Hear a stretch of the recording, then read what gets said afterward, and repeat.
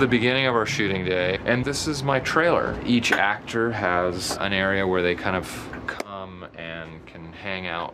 And sometimes you'll have breakfast, and sometimes there will be one of the ADs. Hello, ready for you in hair and makeup. Oh, see? So now they're ready for me in hair and makeup. I usually start with hair. Good morning, Will. Good morning, Donna.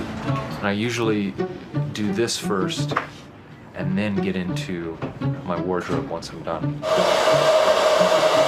So Donna, is it difficult hair or easy hair to deal with? Will's hair, as soon as we wet it, it goes back just the way it wants to be, so it's actually very easy, I think.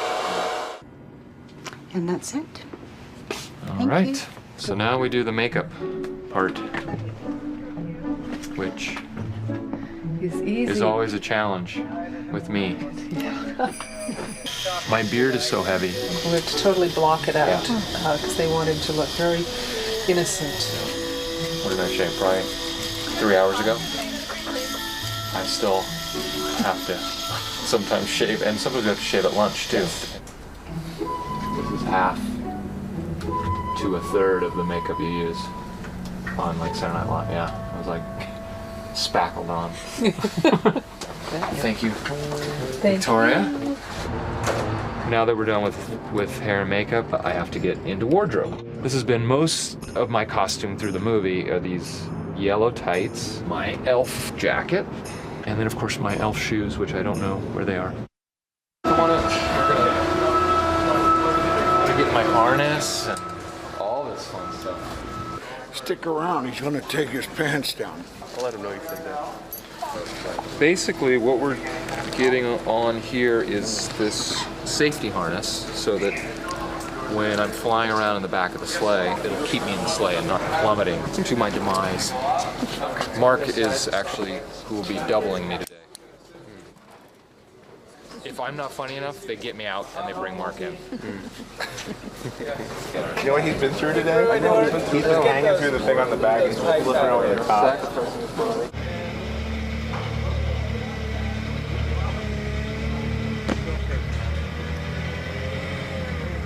And you're staring right at this thing coming at you. Okay, let's lock it up. We're in the zone. 5, 4, 3, 2, 1, action!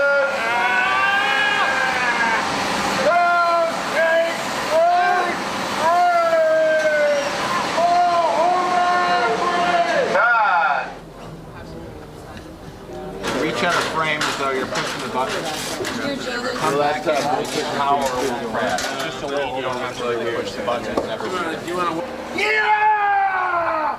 Come on, my honeys! Go! Go! Pull it! God. All right, Will? Comedy hurts.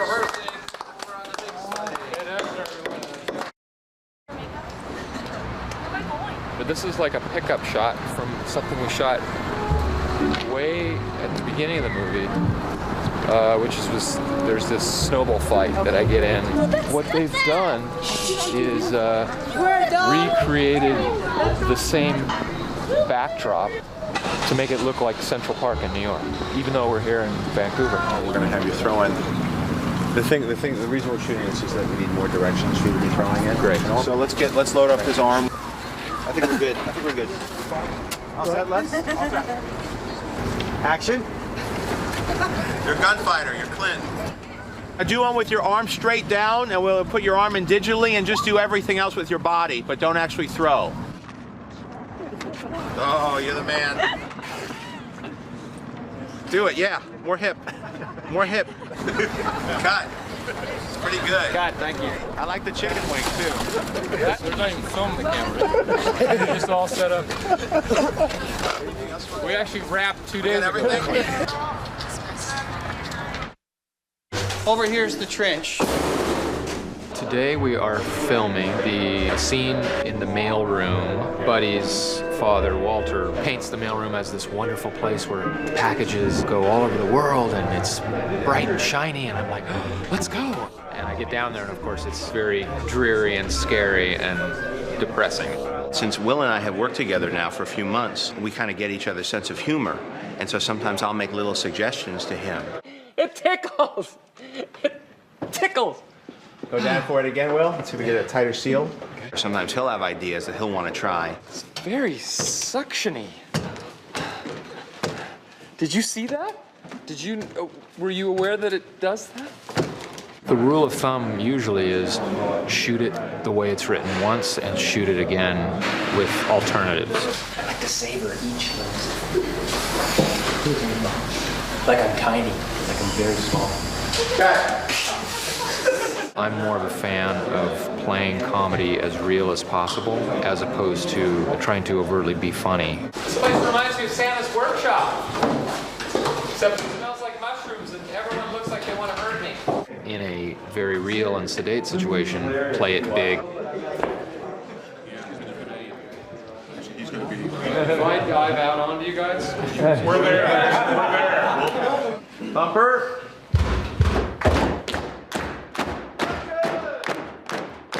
I think in a lot of comedies, there's a potential to not invest in the characters.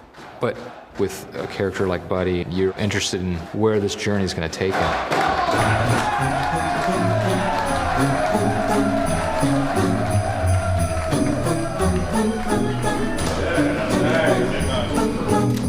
No wonder. Just a happy wonder. Oh, yeah. That's so great.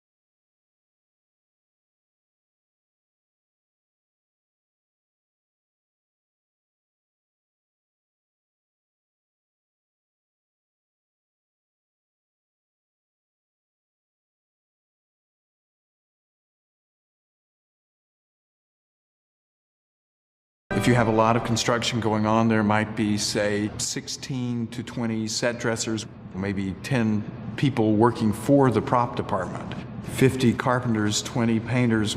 You'll start off with a few people, crescendo ostensibly in the middle, and then sort of taper off near the end. This project is a little bit different than other projects in that we're going to be racing full tilt right up until we wrap. So if you include on any given day the entire staff of my department, including set deck, I mean, easily it could be over 100 people. You get about 10 weeks of prep, and you end up with a 10 to 12-week shoot, depending upon how expensive or big or elongated the shooting process is for the film. Overall, out of a person's life, it's about 5 to 6 months. My background was architecture professionally, but also I do a lot of carpentry. My dad is a carpenter, so I had both sides. To be an art director, you are the hub of information between the production designer and all the departments that are involved in creating the world that the actors act in. I oversee the construction or the building of all the sets. I'm involved in all the design aspects for structural integrity, quality control to make sure it's all built to the right size and work off the blueprints that the art department gives us. We have all this styrofoam product. We have to come in and prepare them. I'm namely responsible for backdrops and any painted finishes. Sculptors will come in and they will sculpt the styrofoam, and then the painters come along and we'll lay a coat of white paint on it.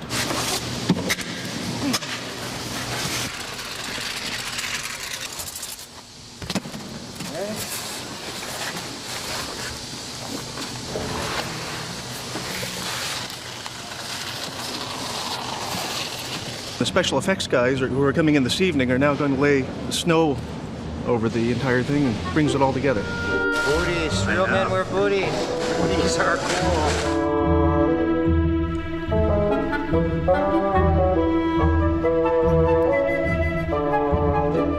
Sets always move. In this case, this set has been turned over 2 or 3 times, so I'm in charge of taking the pieces off the set, finding spots for them, and putting the sets back together. And a billet is a 4 foot by 4 foot by 20 foot square piece of foam, and there's at least 40 to 45 in here. They've used probably 3 pallets of fake snow on top of it. And we'll probably use more because this has one more time to turn over. It's going to become an ice rink. We'll use probably another 6 or 8 billets of foam for that. I was doing theater and trying to break into the film business. I had a great teacher that said, only when your boundaries are established can creativity truly begin. So you need to know the size of your canvas.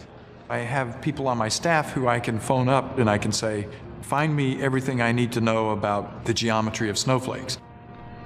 So all of the research I looked at had a very sort of Victorian feel to it. What we were interested in is the sort of rustic attributes, which led us back to our sort of Northern European atmosphere that informed our architecture. When John and I first started talking about the design for the movie, he had mentioned to me that he wanted the film to feel sort of like it was already a classic. It was already It's a Wonderful Life, where it had a sort of Capra-esque attribute to it. And I pointed out that all the films that he was mentioning were black and white. And we came up with the sort of notion that all of the color might be pulled out of the backgrounds of the North Pole interiors. I wanted to give a sort of overall patina to the film so that the characters could come forward in color, and have tried to sort of keep that thematically throughout the film. Everybody else was concerned about it, like producers and stuff, about aren't the sets going to be too bright? And as the DP, you have a control that you could say they would be beforehand, but the production designer was so in love with it, and I felt that I could control that. You really have to trust each other and try to realize the other person's vision. When we chose the colors for the elves, we chose earthen tones and tones that could come from nature. Without being only Christmas colors, there's something very Christmassy about these little people wrapped up like Christmas packages.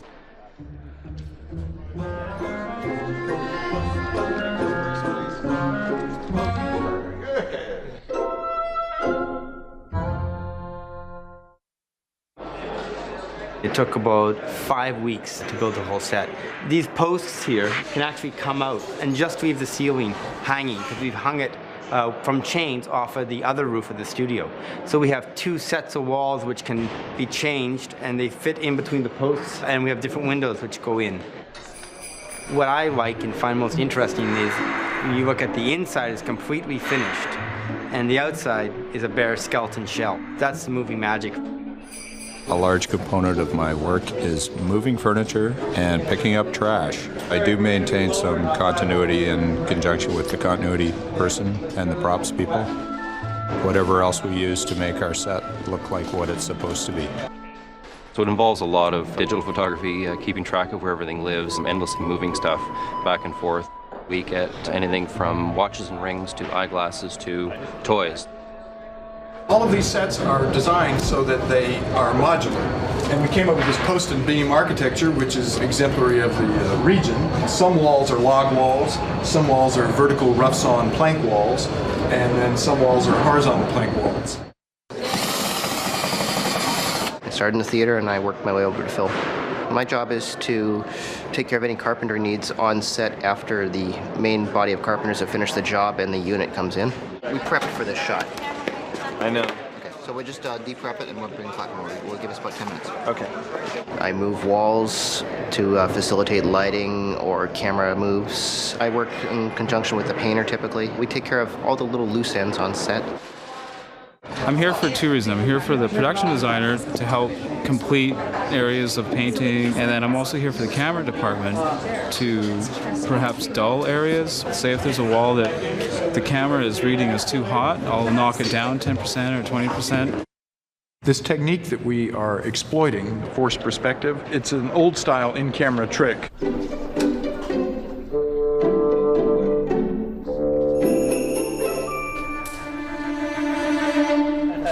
We mess with the exposure and the focus, so something that's in the distance actually appears to be right beside you. So you misdirect this actor's eye focus, and then you misdirect that one, and they look like they're standing beside each other and talking to each other. The actors really have to get eye lines right, because they can't look at each other. Let's say they're sitting side by side, they can't just look like this, because one's up here, the other's back here. So one's kind of looking this way, the other's looking that way, and it appears they're looking directly at each other. It involved a very short period of time to figure out the math, and it involved working really closely with the art department, the DP, the director, props. Yeah, they do line up. They do? Yeah. So that's directly across from each other. That's right. Okay, so we have to, if we slide her back down, then we have to give her an upstage eye line. That's right, Okay, and Will good. a downstage eye line. Good. Okay, so let's adjust their eye line one more time. So it involves a lot of coordination, a lot of understanding from a lot of different people to really pull it off. Oh yeah. Take a look at pretty that. good? Yeah. That's beautiful. I take the angle, I take the light, make sure that we know what effect is being written down. I work a lot with the camera crew and I take camera notes. Can we center the work tables to the room? The forced perspective process, we have little set pieces that are in the foreground, and so we ended up cutting up furniture, and some props are really big, some props are really small, but when you look through the camera and line it up properly, it all looks like it's one set. These guys really place him in there, and then works well, yeah. and then you hide this line, and then you've got a complete illusion. That's the standard size Etch-a-Sketch that we see with Will.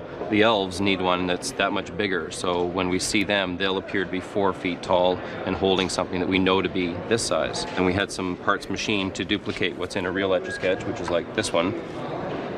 So we've duplicated some of that so that we can see the elves assembling an Etch-a-Sketch. We had to find some sand that wouldn't stain the actor's hands, the containers for the sand, the scoops, and all of it has to be in 2 sizes, and very precisely 2 sizes. One is exactly 150% larger than the other.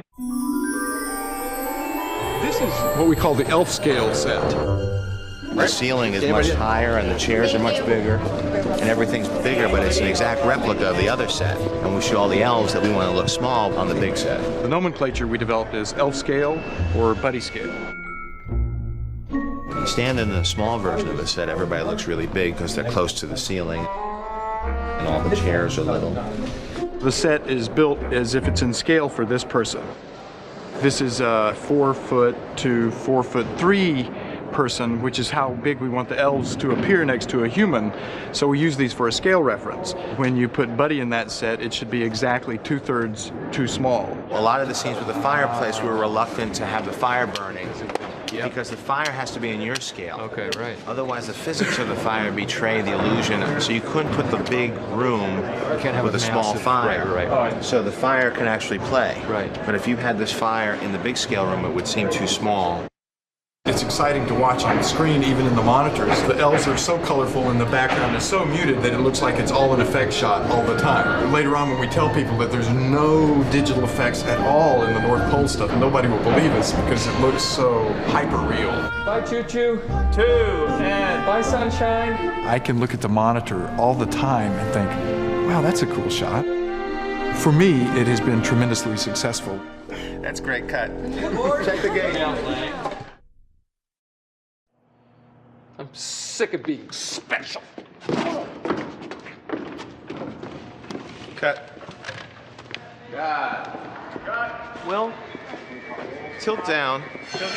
Greg and Joe, take a look at this. Your job as a director is to tell a story. The challenge of directing a film is to make the audience feel like they're in the story and not pay attention to any of these things that all this work goes into. And cut.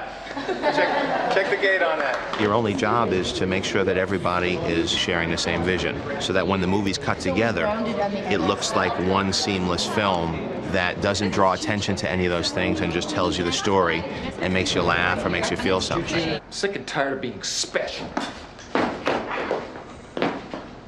Cut. You good, Will? Yeah. Right. Hey, John and Greg are over here. I'm waiting for Will to come out.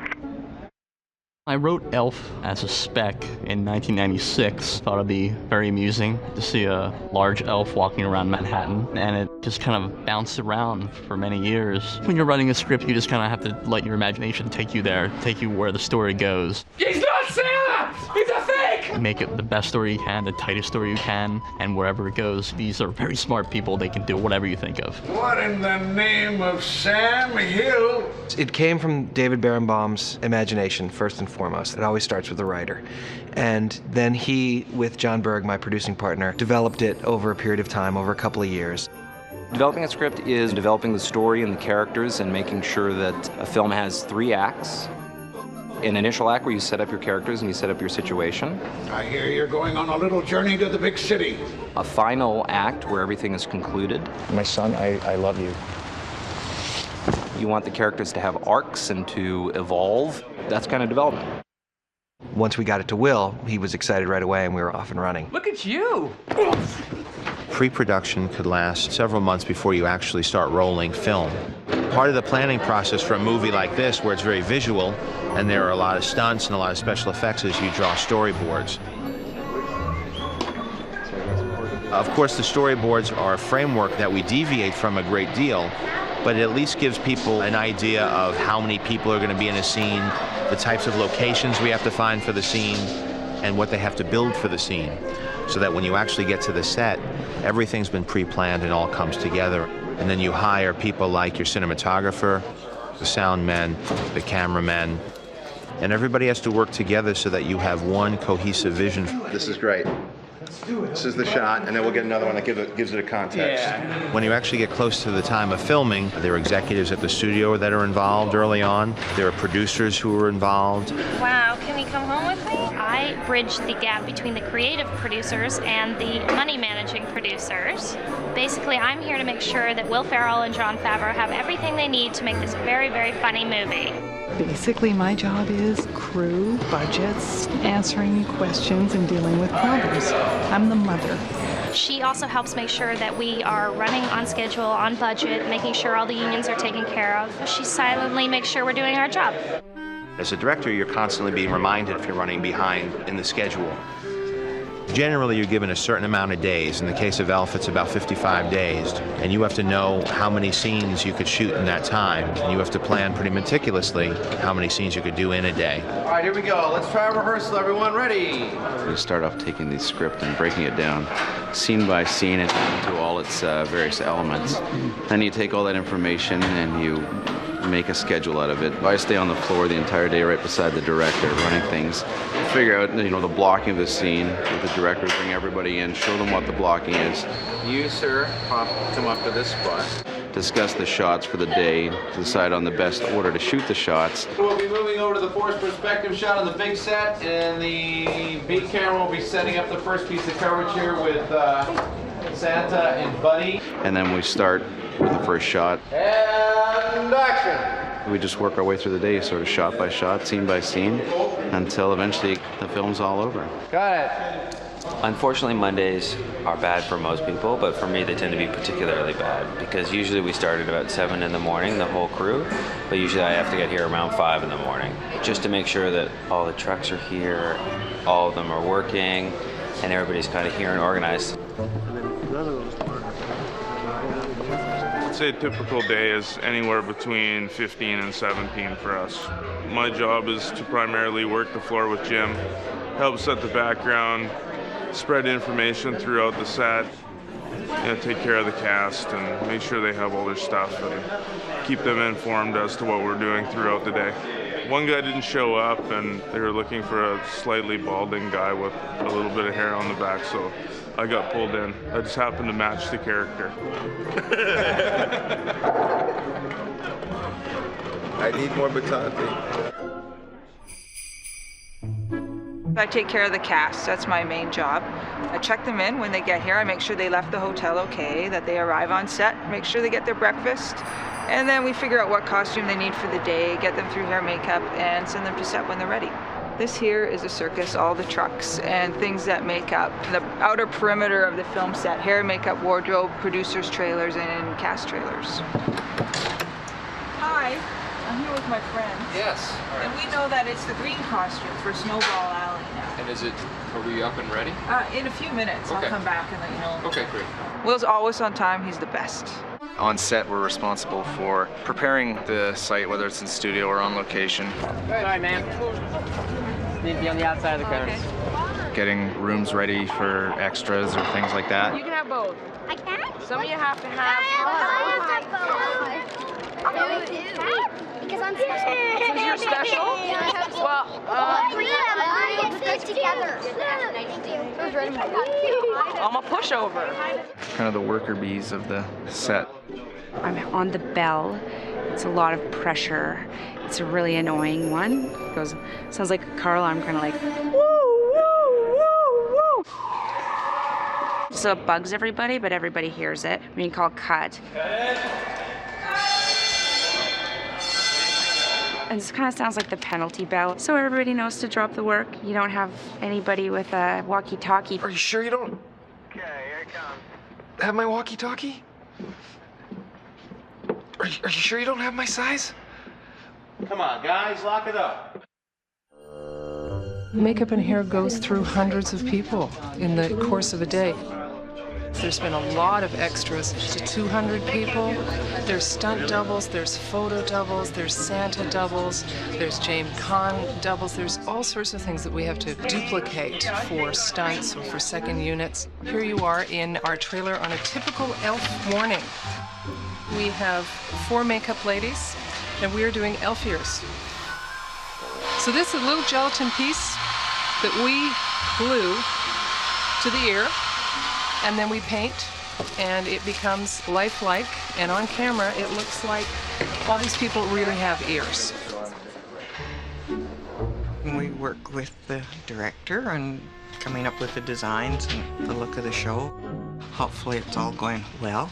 It's going really well. Oh, hello. Well, Nicholas's hair was colored last week when he had to match somebody who was older. Is that hurting? Okay, just let it sit there for a second. A lot of them have had sort of textured hair, and it's been zigzagged up and down at the front in the fringe area, so it's not too symmetric. They like them tilted back slightly. Apparently it makes them look even shorter, and I don't know how that works, but it's a perspective thing, so that's what they tell us. So we angle them back slightly and keep our fingers crossed that they stay on. So is that comfy now, Nicholas? Okay, then you can go. Thank you. All right. Wardrobe, let's let Ed relax. Let's take off some of his raiments. My film and costume experience really came from being on the job. How cute she is. Studying art in school helped me very much to learn how to speak in visual terms. Anybody that you see walking around with clothes in that movie, I'm responsible for putting them on their backs, whether it be the people in New York City who just look like regular people, or the elves in the North Pole who hopefully look like pretty cool elves. Buddy really sticks out like a sore thumb. So when we were designing his costume, we were very careful to choose a color that felt very elfin and that stood out in the whole New York panoramic. The elf shoes we had to construct in such a manner that he could be running around the streets of New York in the middle of the winter time and still be comfortable. One of the hang-ups is I have to get in and out of this every time. So if I want to go to the bathroom, for instance, I have to take everything off, unclip my suspenders. If you can tell, it has these little clasps, and they're pretty intricate in that it's pretty hard I can't quite get them. You have to have a pretty strong plan of how you're going to cover each scene. They call it covering a scene. What shots you're going to need to combine and cut together to make a sequence play. And of course, the more shots, the more time it takes to light and shoot. You have to have some shot where the door gets open, otherwise you just find them in the crane shot that we shot the other day. You know what? It could be open from the outside looking back in. And you might be able to avoid the whole thing and do the whole thing here. Yeah, which is great. I mean, you know, this would work just fine, really. And we just jump cut from him saying goodbye to Papa off the hug to Papa into the door opening. I think that could work. Different shots make you feel different ways. When you have a close-up of somebody and that person is sad, you're emotionally going to react to him more than if it was a far-away shot of a lot of people and the one little person in there is sad. No! You have to learn as a director how to best tell the story. Film camera, this is a video camera. Greg Gardner is an amazing DP. He had worked with special effects, with visual effects, with CGI, and movies in a huge grand scale. He wasn't daunted by anything that we threw at him. There's the director of the main movie, and then all the photographic elements, there's a director of that too. And I'm the director of photography, the cinematographer. Well, it was more the idea that would you use this? Show me this close-up What we've got right here. Show me the close-up. That we have to drive in for, because we would still do 75s, but we still have to drive in and pull. I would think, you want to make them clean, right? We'll pull a little back a little bit. I did study art through like all the grade school levels and high school. This is what artists end up doing, art people. The deer are passing over, it's true. The direct photography is 3 departments. There's the grip department, the lighting department, and the camera department. What I do is operate the camera, whether you have to pan the camera left or pan the camera right or tilt. There's all kinds of different ways to move the camera. We've got the gear head with the little wheels. That's my job to actually do the physical operating of the shot once it's lined up. Martine, Frank, take 3. Margaret. Start with setting marks for the actors so they come to the same position each time for lighting and for camera position and so on. Margaret. Nice slate, George. Thank you. And this is for identification purposes for the editors. Also load film, take care of the amount of footage that we shoot each day. Whenever you see the camera moving, then that's what I do. I move the camera with the camera operator on there and the camera. And action. When you're moving the dolly, you just have to feel it. Like your body, you can't go like this as you're walking. You have to feel your steps, so your body takes up the absorption. That's what makes it nice and smooth. This right here is dolly track, and the camera will roll on the dolly down the track and allow the shot to move. So it looks like Buddy's walking, so it feels like the camera is Buddy. I'm in charge of camera motion. The camera has to move with the actors. I'll set up a little railway so the camera can follow the action smoothly. If they have to remove walls, I will help with that. Sort of on-set engineer, on-set handyman, shall we say. And I'm also in charge of creating shadows. That is, you can put light onto a subject, but you can also take light off. And I do that with little flags and things that are assembled in stands.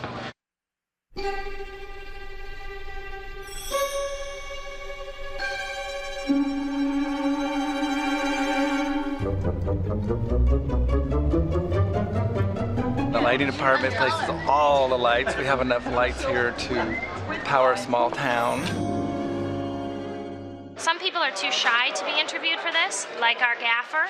Actually, he's probably just too busy because he is always making sure that the lighting is correct. The DP and he work very closely together to make sure that we get this excellent strobing effect, for instance. All are gaffered.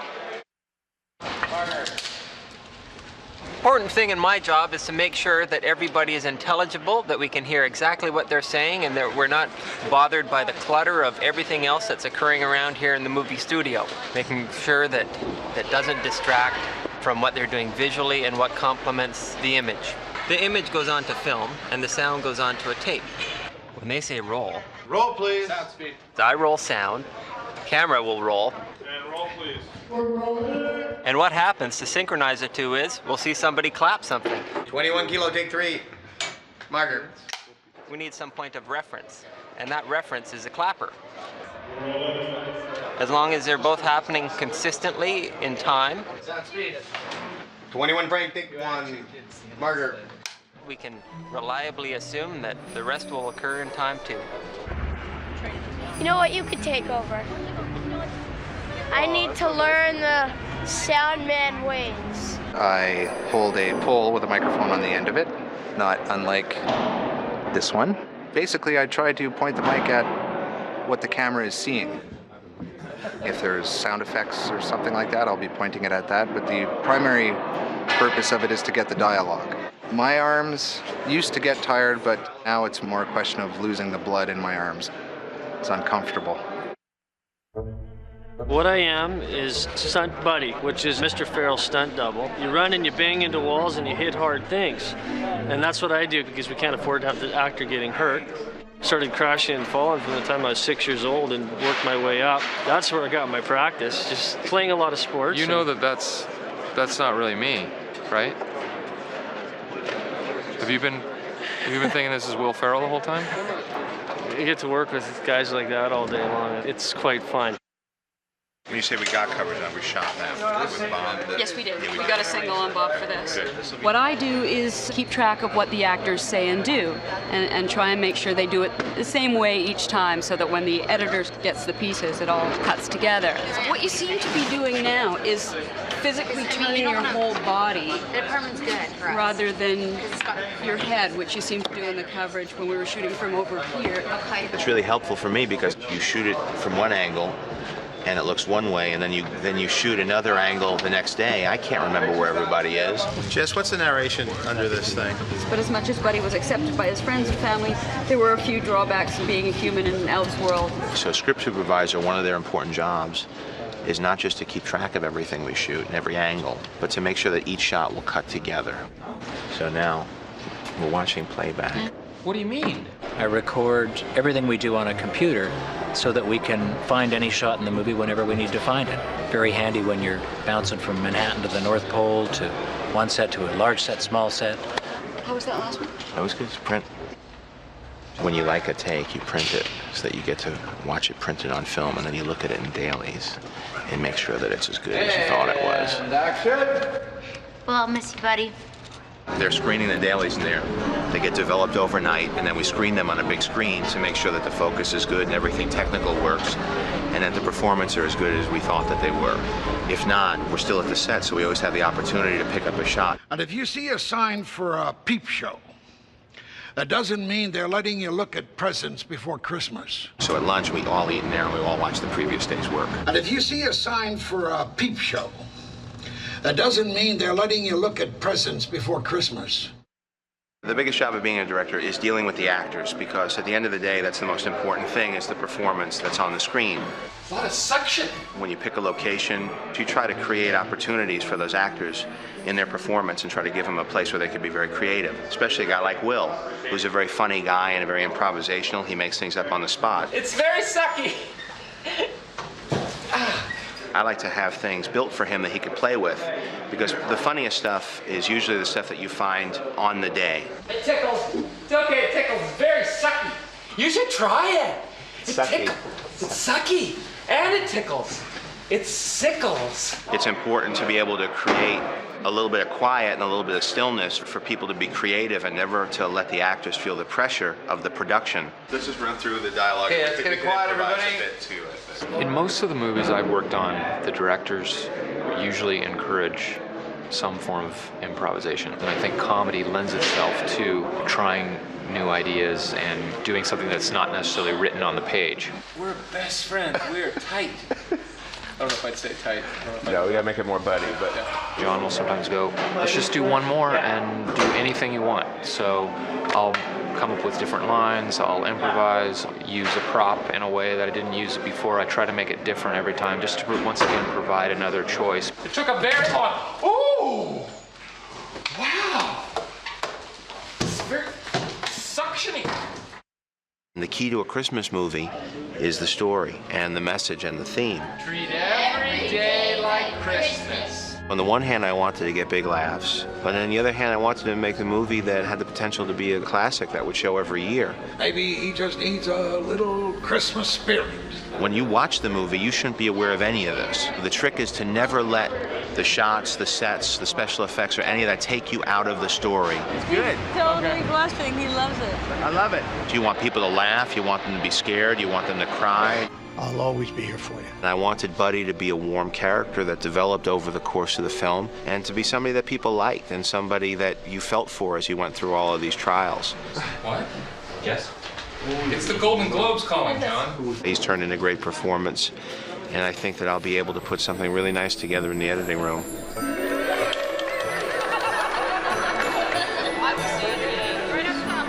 I'll make a minute.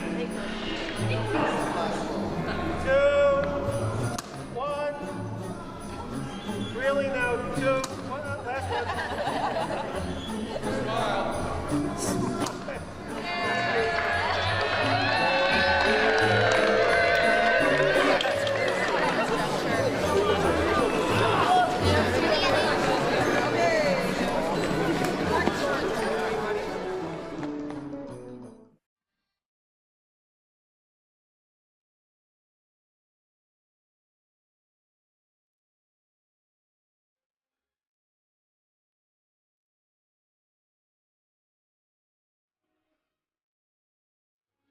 Our love for special effects and monsters is what got us into this stuff. Stop motion was the thing that we loved most. We grew up with Gumby, Davy and Goliath, all of that stuff, plus the Ray Harryhausen. Oh, yeah, Ray Harryhausen worked and Willis O'Brien. We lived in the Bronx, and when we saw King Kong, we saw him walking down the street in our neighborhood, and we asked our mom and dad to take us to the Empire State Building so we could see the crack in the cement they made. And that hooked us into monsters, and then I guess eventually we figured out how they did it.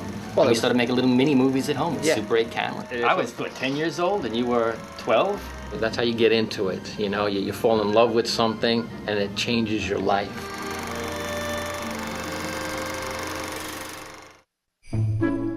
I I'm a character development, character designer.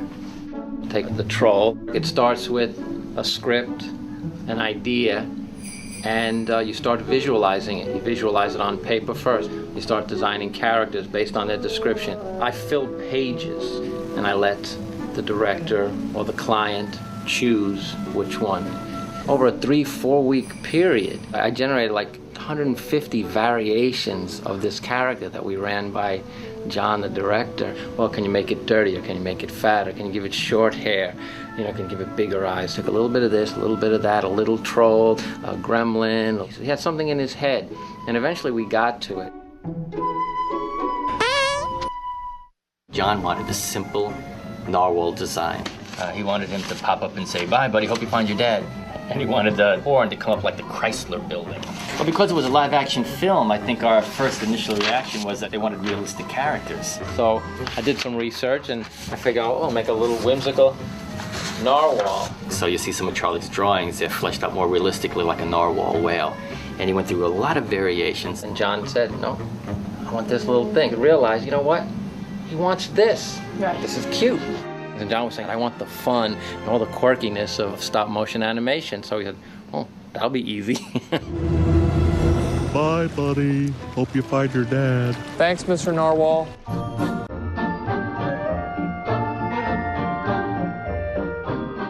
You take it to a three-dimensional stage, you know, so you can see it in full round. You can see how it looks front, back, top, and side. There's always a translation from the paper to 3D. Oh, that nose looked good in the drawing, but let's make it a little smaller, a little bigger. I sculpt these, what we call maquettes. These are like 3D study models of the 2D designs. And then from this step, we scale them up to the actual animation puppet size, and we sculpt the puppets. This is our walrus, and our polar bear, and our puffin.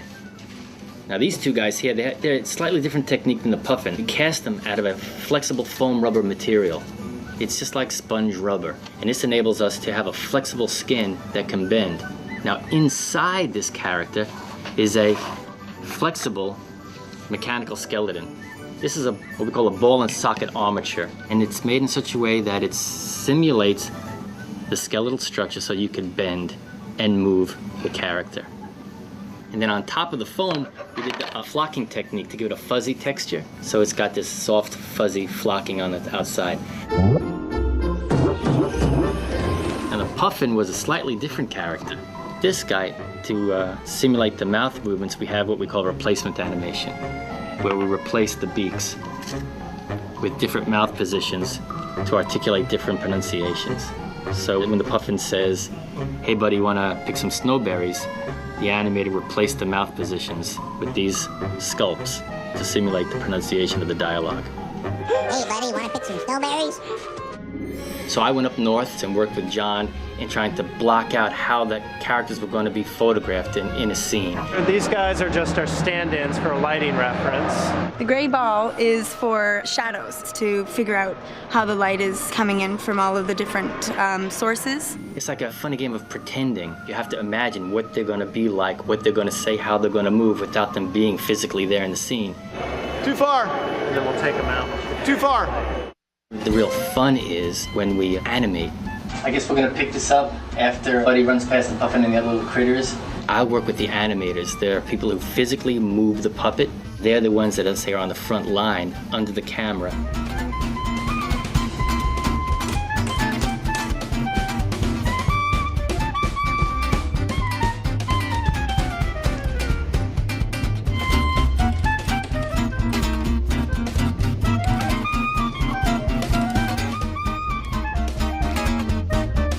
The calculations and stuff alone on the animation was incredible. And then the physical demands of a heated stage. And plus keeping track of it frame by frame and knowing that you only had one shot.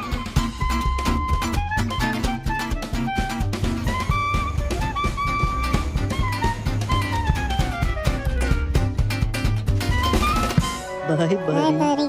Take care. Bye-bye. Bye-bye. Bye-bye, buddy.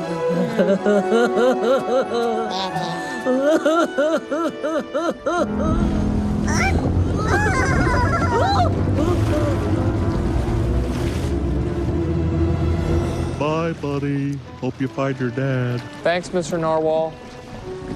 Bye.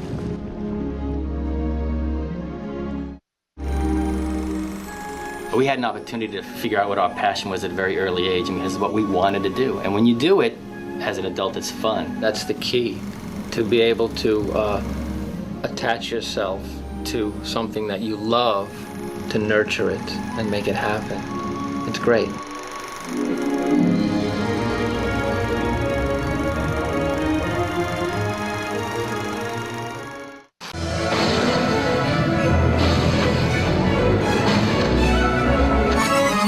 The expression is that when you're filming a movie, it's like shopping for groceries, and in post-production, you cook the meal. Cut. Production was about getting the movie shot, and post-production's about making the movie.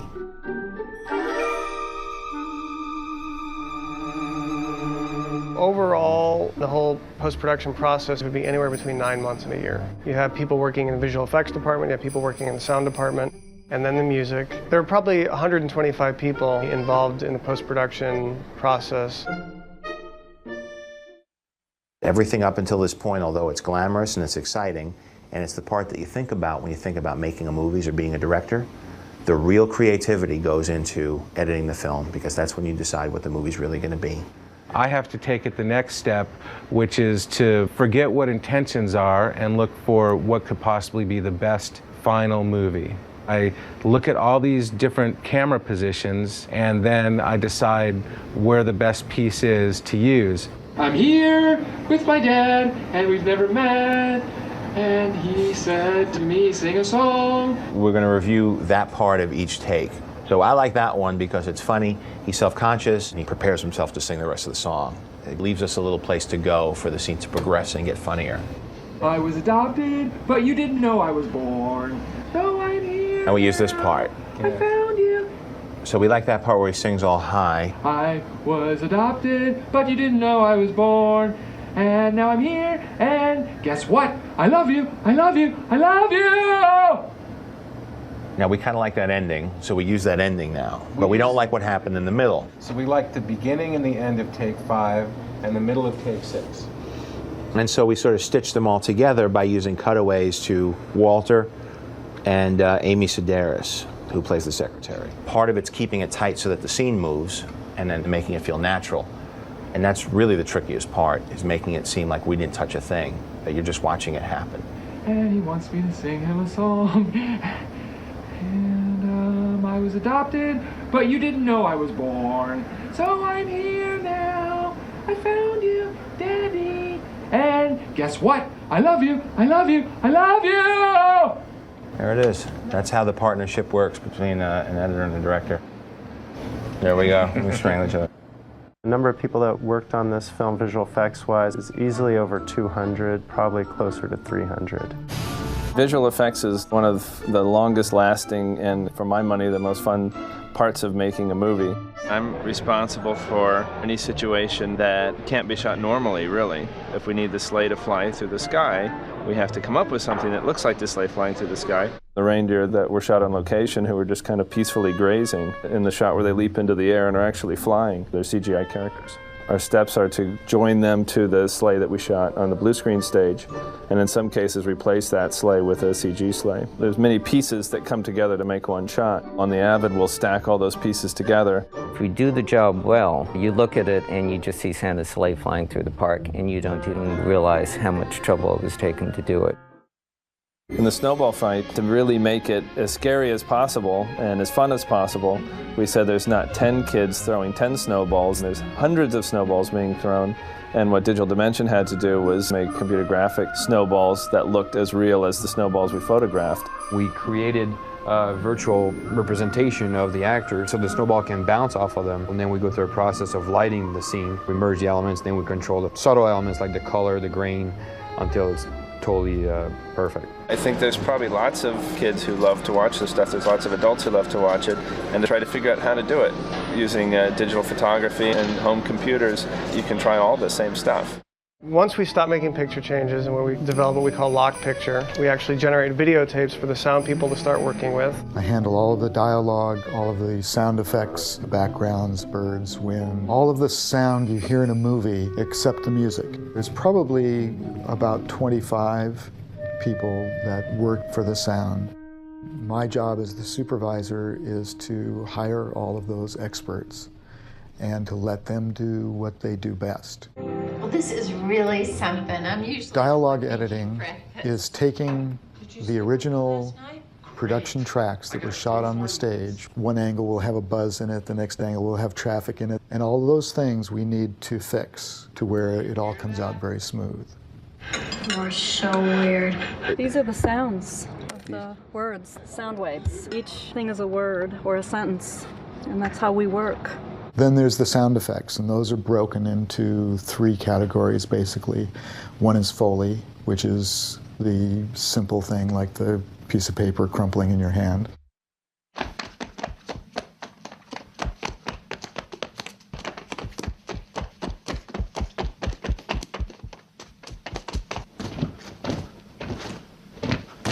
We re-perform the actors with sound effects. If they're walking, we make the sound of their feet. The objects they're touching, we have to create sounds for that.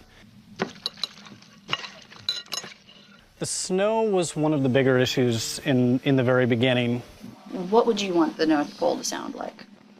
Is it fluffy and soft? Is it crunchy? Is it fresh fall? Is it snow that's been there for 10,000 years? Trying to get a real sound of snow is a little difficult in Southern California in the summertime. So we brought in about 600 pounds of snow ice, which is very fine. It's finer than snow cones. And we put on our big snow boots and walk in it. And then we add other things like kitty litter, which crunches. And we squeeze cornstarch, which squeaks. And when you apply all 3 of those sounds together, you have snow. We try to record sounds that will fit in the movie to either sound real or to sound funny. And in this case with Elf, we're trying to find many ways to make the audience laugh. These are fun. Try to hide these in every single movie.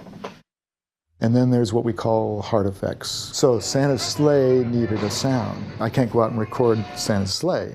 It has to be something that's created, but that the audience, when they hear it, they go, yeah, that's Santa's sleigh.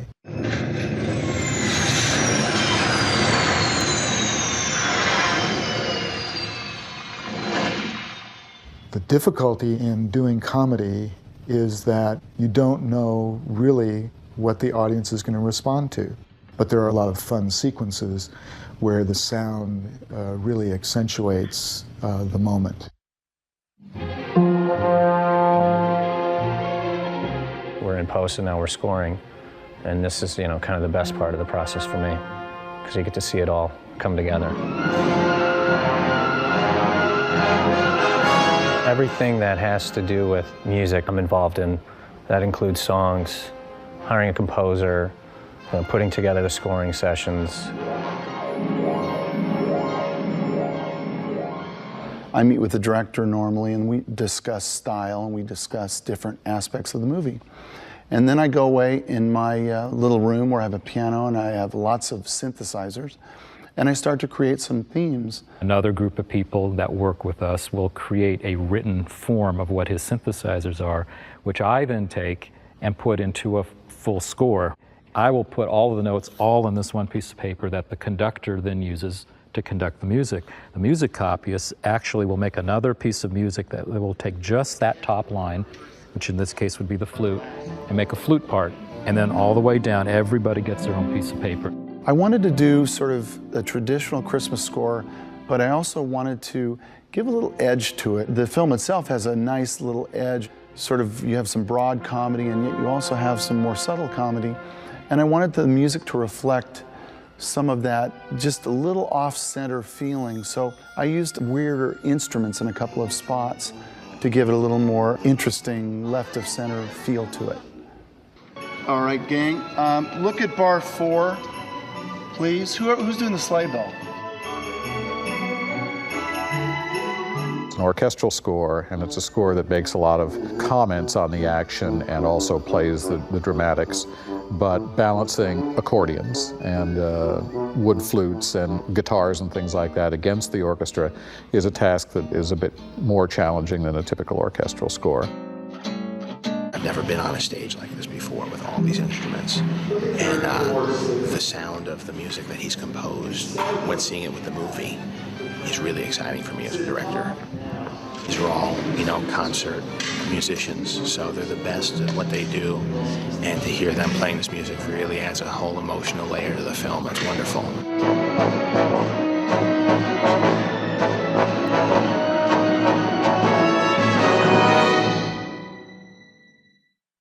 This is the last step before the movie's complete. It's the final mix.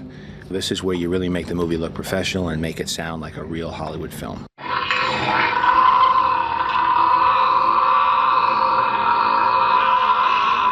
one's really squeezed. Right now we're sampling some burps for Buddy at dinner. I re-record the dialogue and music. Re-recording means that it's already been recorded once, and I'm actually re-recording it, adjusting it, making it fit in the theater, and making him happy, because that's kind of what it's all about. In the final mix, we take all the music that we scored, all the songs that we wanted in the movie that were recorded from elsewhere, all of the dialogue that we recorded on the set, all the ADR and looping that we did with loop groups and with the actors that came in after the fact, and sound effects that were pulled together by John Levesque and his team. And we have it all available on these mixing boards here, and we mix together the elements and figure out what proportions we want the music to be compared to the sound effects, compared to the dialogue. And so we want everything to be understandable, but we also want to make some creative choices. At certain times you might want the music to sweep a little bit more, or to really hit you front and center.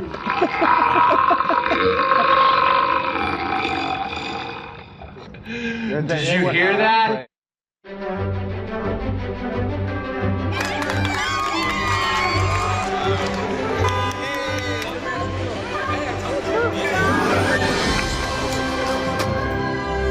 This is the fun part. This is when it all pays off.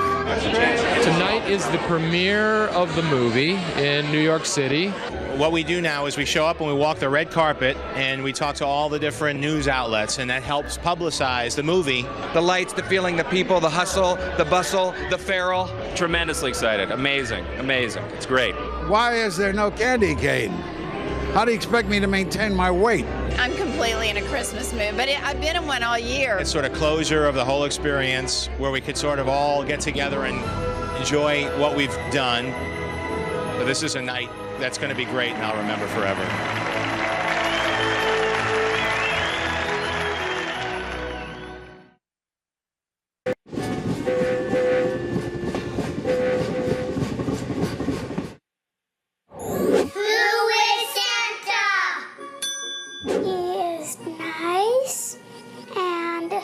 He wears red with a pointy, floppy hat. A part of the hat is white. He has like a red and black suit, and there's like a black belt around it. He wears big clothes. He wears red and he wears black boots. He has a nice white beard. And he's old. He's not that old and not that young. In the middle. He's not like Scrooge. He's a real person. I like Santa. Where does Santa live? At the North Pole. It's cold and it snows. Really icy, really cold. People don't have water, they'll die. It'll be hard to walk because it'll be all slippery. Like, you need like rubber things that can stick on so tight that you can walk there. It's got polar bears, penguins, like polar bears sometimes. He lives in a house that's kind of like an igloo, but it doesn't look like an igloo. It's kind of like a mansion. And it's always like something pretty. One part of it is funny because it has a Santa helicopter. Who are elves? They're Santa Santa's helpers. They're like little munchkins. They're people. They're nice and friendly. Some are mean, some are nice. They're short. They can be big or small. They're like about this small. Like maybe like this big or something? They're kind of like that big. The elves are this big. And that's so they can see every problem when they make a toy. Because they're small, they can see super small stuff. They always make the toys really good and special. And they wear green and white outfits. They wear little hats and little suits. The hat is pointed up like that. They just wear green costumes. They look kind of like pajamas, but they're different. And they wear these shoes that go up like this. How does the sleigh work? Reindeers, they fly. It's a red sleigh with his reindeers caught inside something so they won't come off. They just jump. And it's got a big place for gifts with reindeers and the motor with a fire on the back of it that comes out to make the reindeers fly better. What happens on Christmas Eve? He rides on his sleigh. You have to give him cookies and milk. When we're all asleep, he probably flies off and gives us our presents. He goes down the chimney. And they have to do it by the morning. He bees really quiet and for he won't wake up the people, for you won't know he's there, and then he puts up all the presents you want and then he just goes to another house. What happens Christmas morning? I wake up at morning time and I come and open my presents. I'm really excited and I can't really wait. I can open one present on Christmas Eve and the rest I open on Christmas morning. Whenever you get up and other people are up and they already see the presents at the tree, and then you see the presents at the tree, and then when they tell you could open it up, you could open it. Before I could open my presents, I have to vacuum. Who gets presents? When people are good, they get presents from Santa Claus. Only the people who be good, not the bad people. If you're really bad, then you get a bag of rocks or lumps of coal. He has a list that has bad kids, and the bad kids only get coal, but the rest get presents they want. He has a TV that they can see kids being good or bad. When naughty boys and girls don't listen, they don't get presents from Santa. They only get coal, a bag of coal. I don't know what list I'm on. I don't know if I was bad, and I don't know if I was good. What was your favorite Christmas gift? My train table. My Max Steel toy. My cyber spider. A pirate ship with all different pirates. The best Christmas gift I've ever gotten was binoculars. I got a giant robot dog. First Christmas, he gave me a very fragile motorcycle. What's your favorite part of Christmas? When it snows. About everyone being happy. It's got a tree and lights and open presents. When my little brother and big brother cries this, I got the Christmas spirit! Decorating is celebrating. I usually start decorating right after Halloween. 8 to 10 hours a day, every day. It's for the season, to make people jolly. You just keep at it until it's done.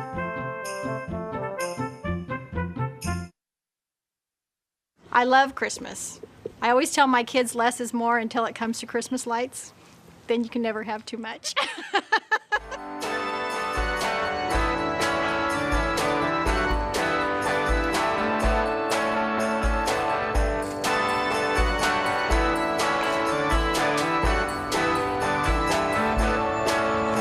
We've lived up here for 20 years, and yeah, we've added to it every year. Hello, Murph. This is Murph. He's an original owner up here. There was 800 houses built at one time, and so we were all out here fixing our lawns up and working, getting to know each other, and never stopped doing it. That fella bought that house just because of this area to decorate on Christmas. To be honest with you, some of us work on this almost all year. Your block captain gets you together, and you basically vote on what you want to have done. But it's fun. Everybody gets together, everybody gets to know each other, and so we call him the inspector. No, I'm a crafts teacher. Yeah. This is one of the things that really helps me to say, okay, yeah, it's time for Christmas. Merry Christmas. Hey, what's up? Merry Christmas. Got festive and did a Christmas ringtone.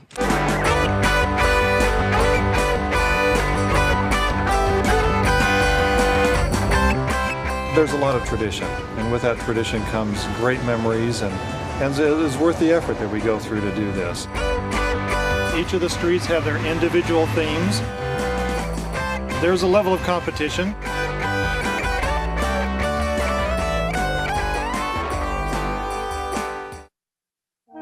Turns out I didn't really know how to do the bows too well, so my mom stepped in and did that, and we raided a tree for some of the arms, and yeah, it worked. It actually turned out really well. Traffic is like this, especially the closer it gets to Christmas, every night. The school buses as well as tour buses that come up every single night and go through the neighborhood. But it's just part of living up here.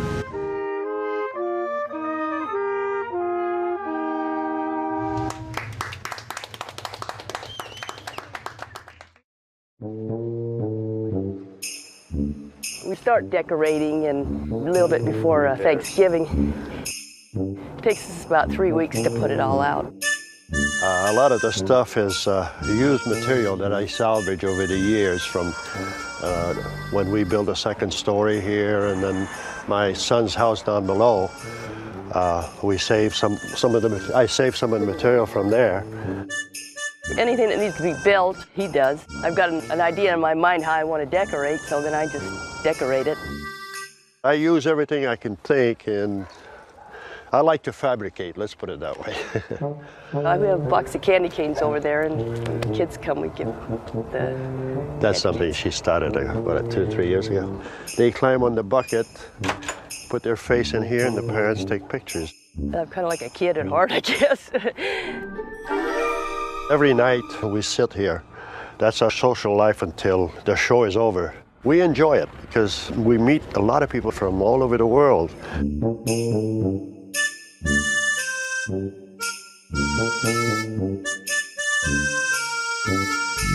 And I offer you people a little candy cane.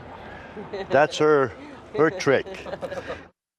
My strategy for decorating for Christmas is to get up very early every morning, sneak down the stairs, plug in the coffee pot, and think, what do I want to do today? Do I want to start with the nativities? Do I want to do villages? It usually takes me a good 35 days, 8 hours a day. This is the main tree of the house.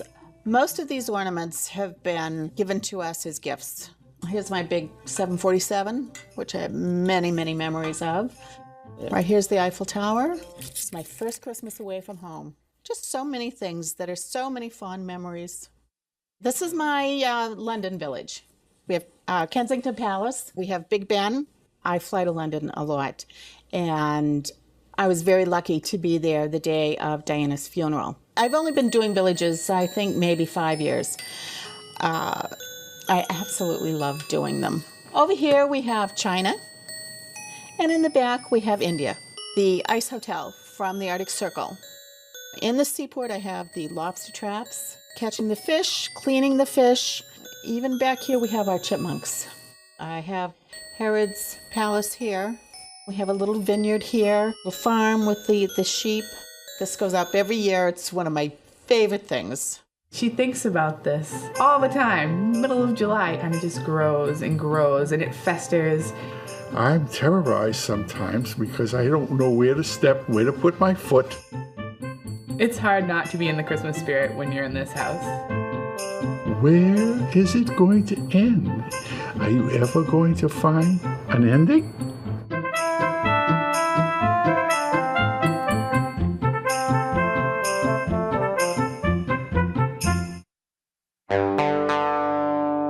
Everything you see, I build and make myself.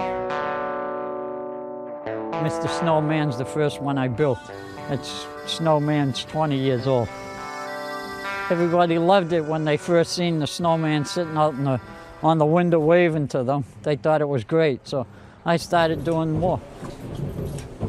Many people want to buy this stuff, but I wouldn't sell it because then I wouldn't have it. Yeah, Santa with one of his helpers over on this side, if you could see the wiper motor that makes the arm go back and forth. The reindeer is missing his nose because I haven't had a chance to put him on yet. My job is stressful, so when I come home, I go down the cellar and I start drawing something, or I'll paint something, just to calm my nerves down so the stress is gone and I'm at the level where, you know, I feel good now. Got my table saw for cutting all my fine stuff, and I got my drill, I got the sanding machine, I got another saw in the back, so I've got plenty of equipment. I've got so many I don't know. That's one of the elves that were outside on the ladder. And that's what I do is I get the coloring book over there and I'll draw it up as big as I want. I just get done with the little wooden sled over there. I made that for my son. That's going to be his Christmas present. Let's see if we can get him here. This year I made this for my wife. Should stand up right there. Yeah, in 1992 I bought the house. So we come up with the idea of saving the tree pieces off of them. Because when you bring a tree in the house, you're supposed to cut a little bit off, and that's what we do each year. I like decorating. I keep saying I'm not going to do it no more because I'm getting, you know, at the age where I keep saying it's getting time to retire. But, I don't know.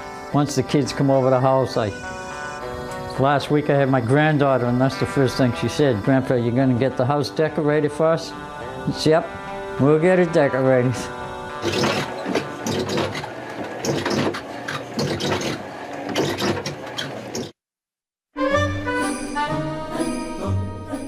When you decorate this much, you have to be prepared and you have to start really early. 8 to 10 hours a day, every day. It becomes more of an addiction within yourself. My grandchildren call me Grandma Frosty because for several years I've become Frosty the Snowman during the holiday season. I own the Frosty the Snowman costume. I've become Frosty the Snowman on the street. Pardon me, Snow Woman. Part of my Christmas tradition is that I like to play my Calliope music box because it's very magical sounding, and to me Christmas is a very magical time. And let me just start it up for you right now.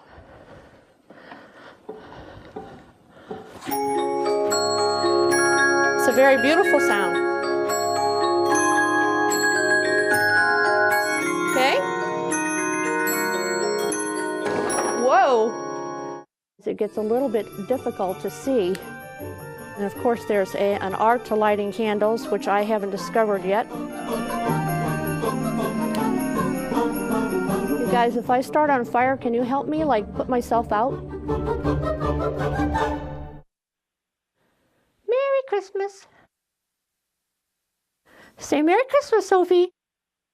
No, you're not going to be full of the Christmas spirit. Say hello. Merry Christmas. This year, every year I have a color theme, and this year my color theme was red and silver. My daughter thinks it's a little loud, but I figured, why not, you know, we'll go out with a bang here. Christmas is such a special time, and my home needs to be a special place during that time because a lot of my children come home and I want my house to be a very special place for them to come and to enjoy the holidays.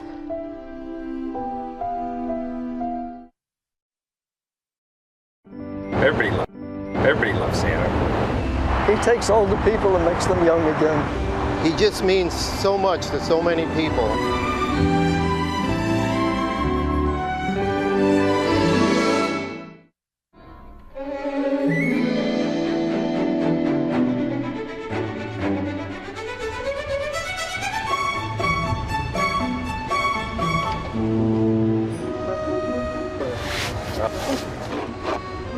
This will be 30 years of Surfing Santa. The original Surfing Santa blew out his knee, so at the last minute they put me in the Santa suit and sent me out there. And this will be my 5th year. The kids go crazy. It's fun to spread the Christmas cheer. Good way to get in the holiday mood.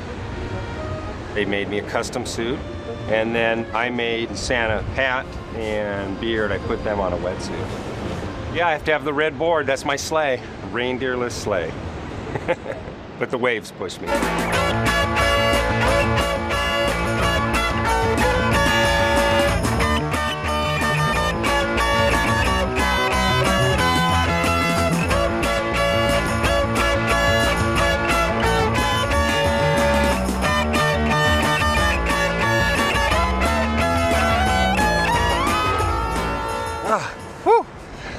Another nice winter swell. Got a couple long rides all the way to the beach. And then the dolphins came to visit. Oh my gosh, they went right by me and then right under me on a wave.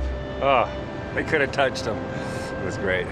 It's a great honor to be the Surfing Santa of the South Bay. There's a lot of responsibility. You get a lot of respect. All the ladies like it. They want to sit in my lap. I think Santa's universally loved. He's a great, big, happy, jolly guy. I'm going to continue the tradition as long as I can paddle out.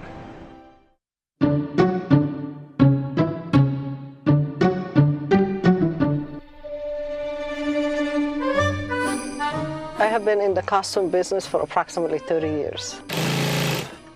We're very busy with Santa almost year-round because we make them here. This year I used about 2,000 yards of velvet and about 4,000 yards of wool and maybe 6,000 yards of satin for the lining. Really, these are very, very special. The vest and the pants and the hat and a white shirt with red trimming, the wigs, the gloves, the glasses. Add all that up and you got a real serious investment in the Santa suit. Sometimes they want sequins. I call that the Hollywood Santa. This is a Santa trimmed in fake ermine. Now this one is the one with the real rabbit fur. That's a specialty item. Only for the Santa who doesn't love animals. We're looking for a new style. Yes, okay. A new style. Let's see this one. This is the open jacket. Ooh, that's the one. That's the one you've been looking for. It's already done. It's yours. I don't know, how does it look? It looks great. It looks perfect. I asked one of them. He said he was Santa for 3 hours and all these kids loved him, I guess. He said that was the greatest moment of his life. That's it. You get to see kids. You really get to see the inside of the child. That's the best part. Once they do it once, they want to be Santa every year. It's just real powerful. It's so pretty overwhelming almost. Santa to me personifies love. The season is so full of giving. Everybody is so nice. I'm gonna crash after Christmas. It takes me like 6 weeks to recover, I think, after the season. Then I don't see red for a while.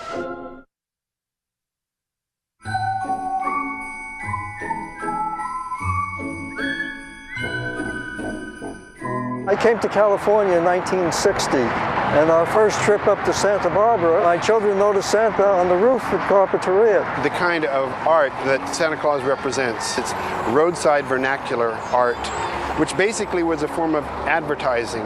Stop, look, come in, buy. It was a very big success. It became a regular attraction. But of course, things change, and eventually it was sold to another individual who said, I don't like the theme of this and I wish to change the theme. A week before Christmas last year, there was an editorial in the Ventura Star that if Santa didn't find a new home in 30 days, he was going to the dump. We had to save him. We had a meeting with our water board and we discussed on what we could do to save Santa. We had this empty lot here and we thought that this would be a great place for him.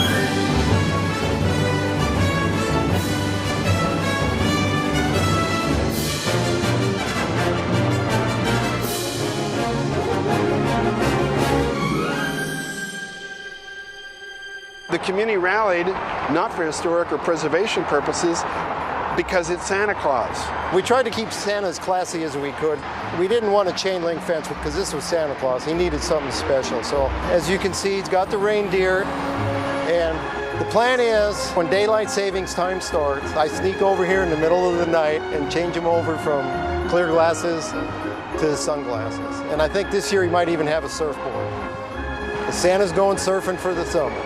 To see Santa sitting up there so big and brave, and then to have him in your community, as a community such as ours, it's like, wow. You know, we've needed things done in this community for a long time, and we were starting to think, well, maybe they weren't going to do too much around here, like pave the road. And so when Santa came, things just started happening. The city came out and installed the bus stop, so I think it's really helped the area. They didn't save simply a statue.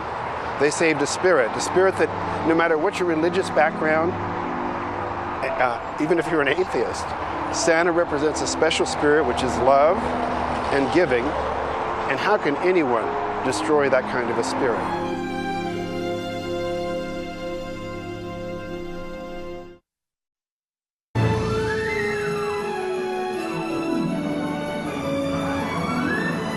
Christmas is about dreams. Hollywood is about dreams.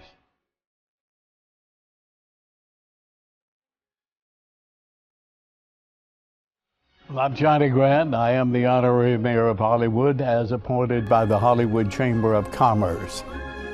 Well, Hollywood is a lot different as far as being up east, because I'm from up east where it snows and you have all the cold weather. Here you got the warm weather and no snow. You know, in Hollywood, if they want to see snow, they can see it, you know. All you got to do is make a phone call. Christmas in Hollywood is outrageous. It's called Tinseltown, and that's for a reason, because it's very sparkly and glitzy. Hollywood is built on hype and glitz, and even if it isn't the greatest, they will sell you on believing it is. And that comes first, and then the product is second. Hollywood, well, I mean, come on.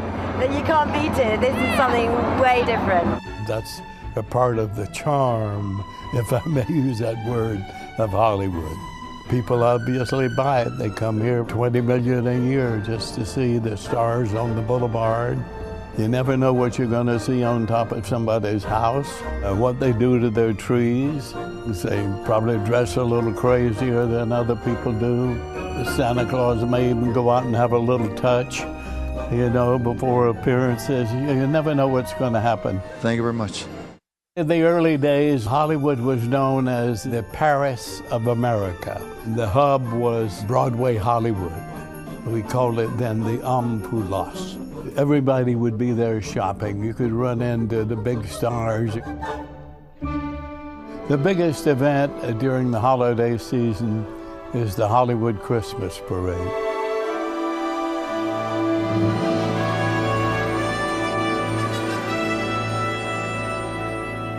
Well, I used to ride in it, and then I produced it for 20 years. And in the very early days, it was a very small parade. And they added celebrities, and it just kept growing and growing and growing.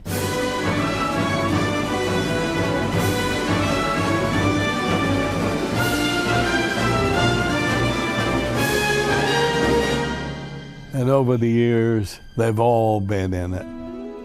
You name it, they've been in the Hollywood Christmas Parade. From Red Skelton to Bob Hope, Gene Autry, the legends of the business, they've all been in it. This year will be the 73rd annual event. That's the most eclectic group of people we have on the boulevard is for the parade. You've got the young kids, you've got the old people, and I don't care how cold it is. There comes the guy in shorts and a t-shirt. You'll have the highest priced lawyer in town standing there talking to one of the biggest crooks in town. You're seeing the ethnicity of the world seated along the sidewalk.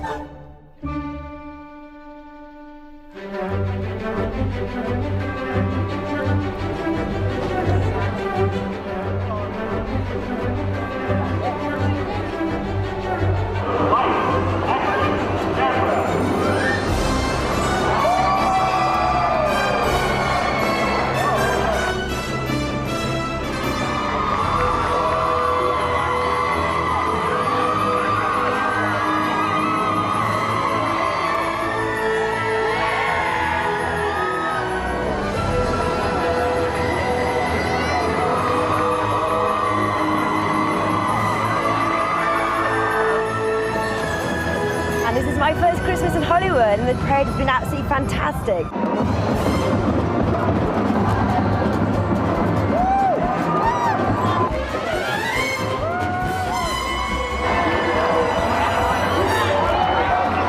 I enjoyed the bands. I mean, they was getting their little march on. It was awesome.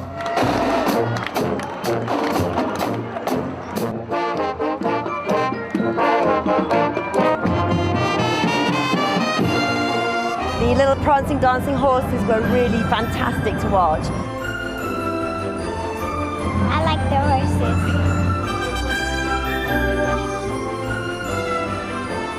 My favorite part was the cheerleaders because how they moved and how they did the work with the pom-poms.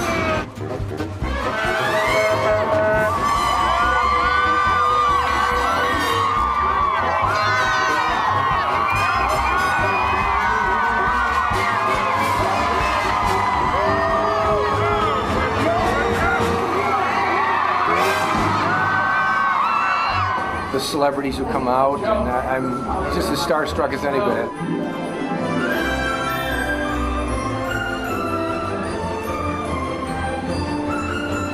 Christmas in Hollywood is a great experience because where else can you have 2.5 hours of sitting and playing? Who is that and what TV show are they on? Wave at them as they go by. It's usually just people saying, ah, look at me, and snap pictures. Our family celebrates Hanukkah. Well, seeing Johnny Grant was very special. He has been in every single parade. You never know what they're going to say to you when you're riding down the boulevard. The young kids smiling and wanting to run up and get on the float, and especially when Santa's float comes along. My favorite part of the parade was when Santa came out.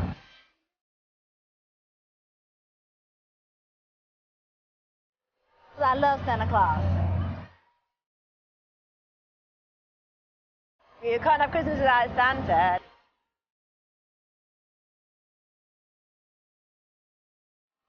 Christmas means different things to different people. Christmas is in your heart. The colorway. Here we go. Here we go, guys. Remember from now, this is Riley, Sarah, and Amanda. First, I think they wanted Riley to play Buddy, and he did one scene, but then he got a little tired, so he started crying, and then we got Sarah to do it, and Sarah worked out good. We need to move the baby into the center a little, please, Jim. There it is, I see it. There you go, thank you. Here we go. She usually is good and likes the camera. She's a little hammy and she'll do funny faces, but she's kind of tired right now, so it's time to go for a walk soon. Action.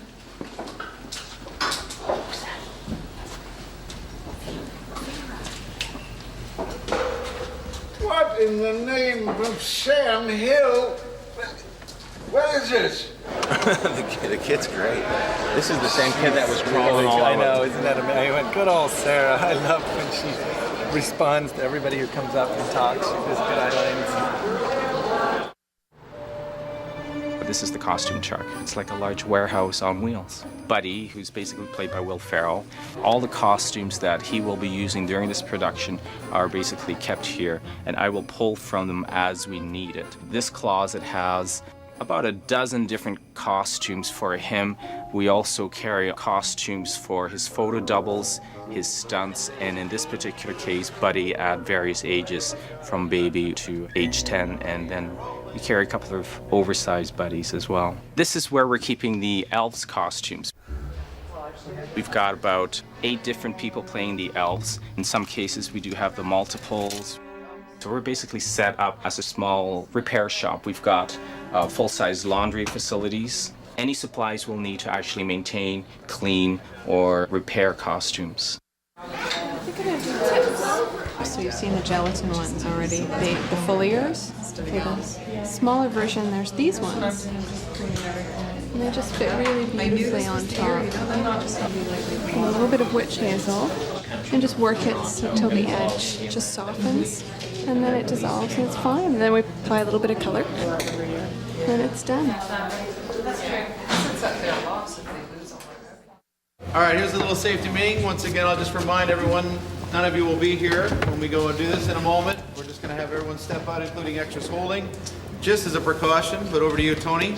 So, from an effects standpoint, as Jim just said, in the building there will only be the essential people. My job on this particular project is to deal with all of what they call mechanical special effects. On this show, it's snow, fog, smoke, any of the mechanical builds that involve any of the talent, and any of the things that don't appear to involve the talent. The other thing, of course, is working with the stunt department and any of the stunts and slash effects that are involved in the project. As we talked about, the tree, when it does hit the fireplace, it is plumbed right now with propane tubes inside there, which my guys control from this position here. When the tree hits, it will explode into flames. The flames will go up. We'll keep rolling. If for any reason at the time when it starts to catch on fire, there are any problems, myself and my crew will turn off the flames. We'll also get in here to grab out our talent and also put the fire out. A lot of them are what we call sight gags. With Will, we give him something really simple that we've built, and then he runs with it. He plays it up any way you can imagine.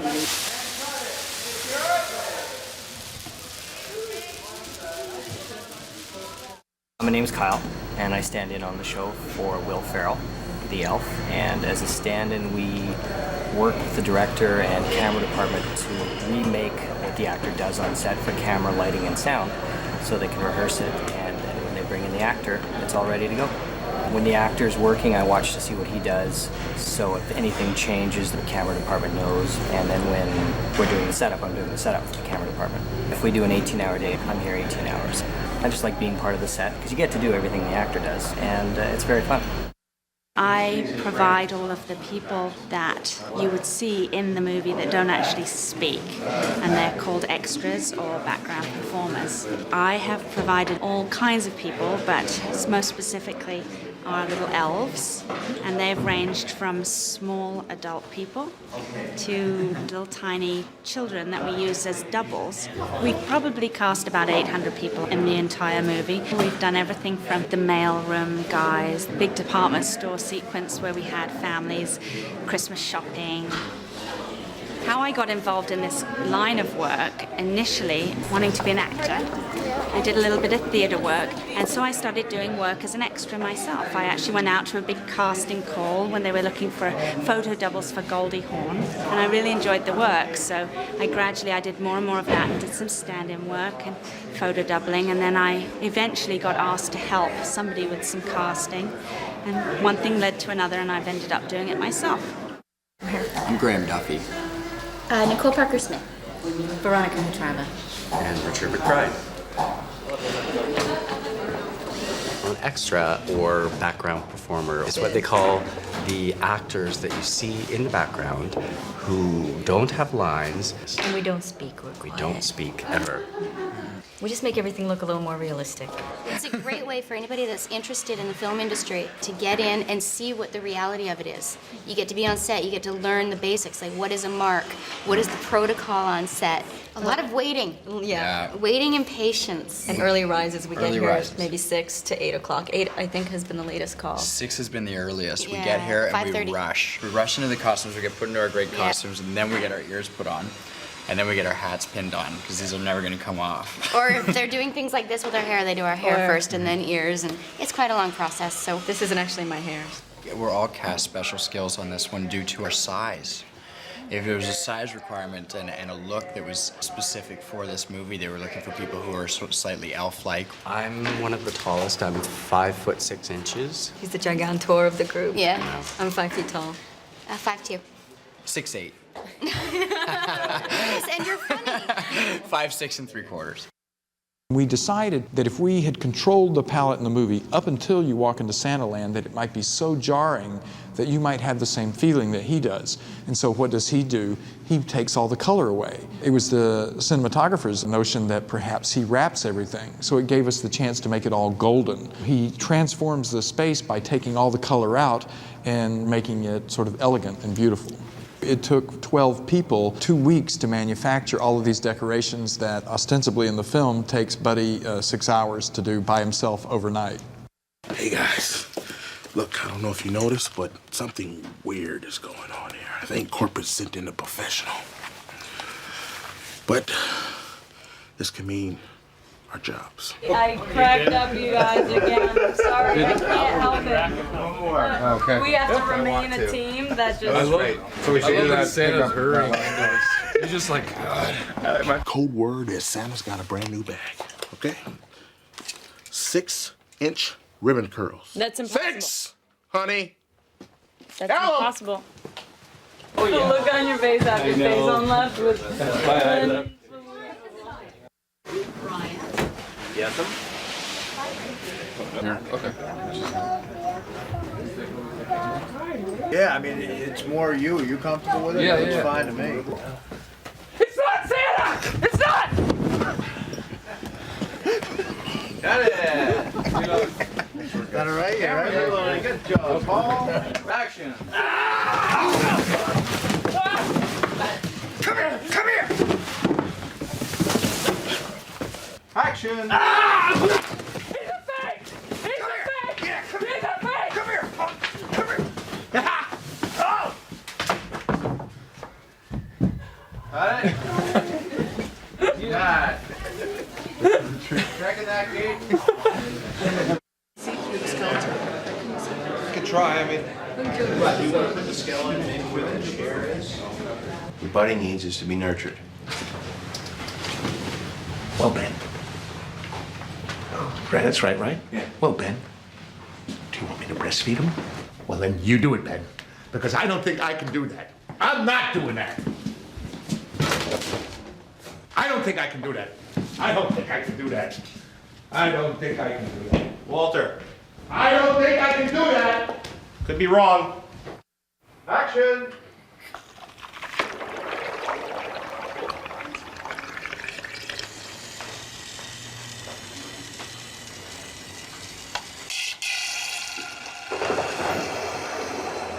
Go down. Got it. That's pretty good.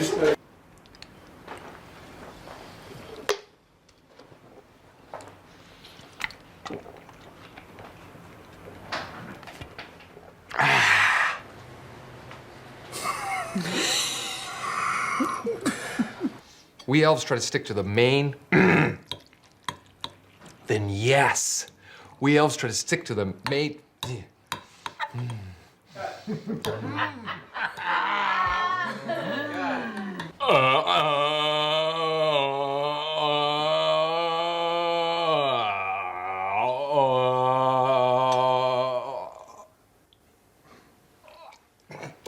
Wow. Did you hear that? Keep going and don't laugh. Just do the burp again.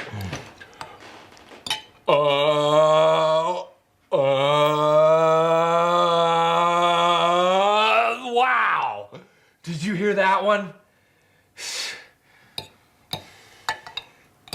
Look up at him like he's disgusting.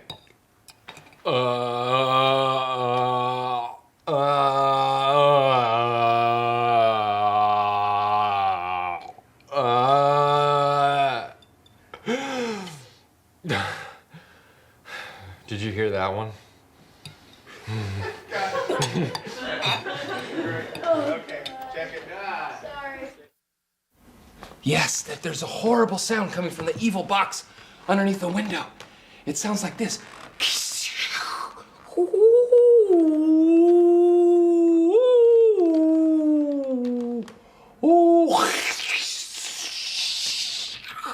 Oh.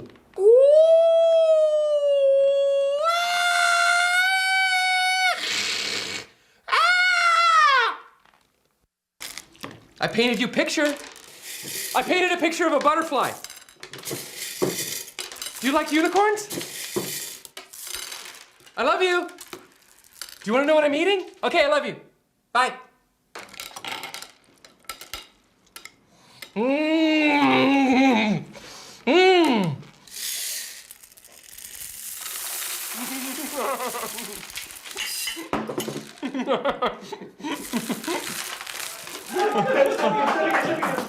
Coming this November.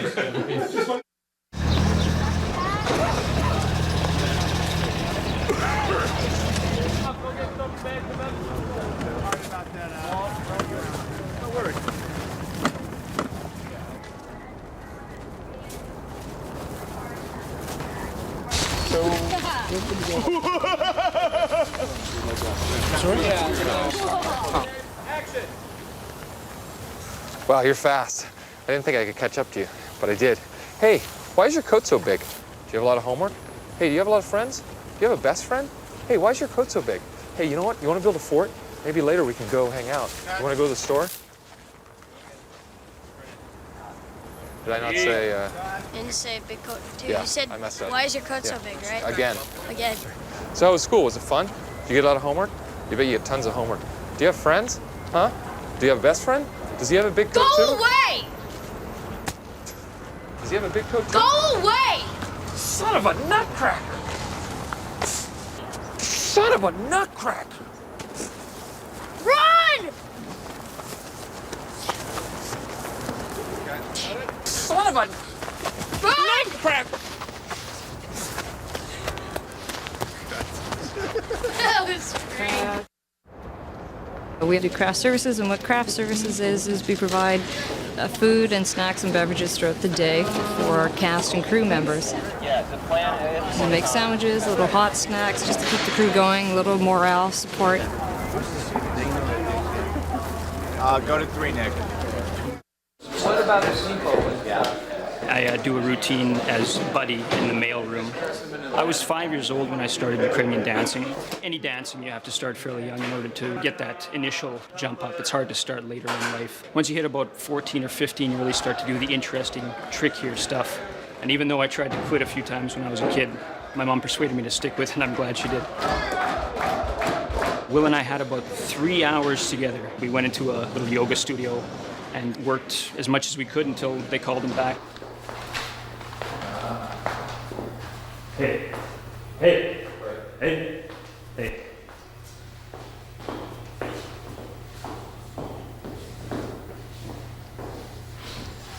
Two, 3, 4, 5, 6, 8.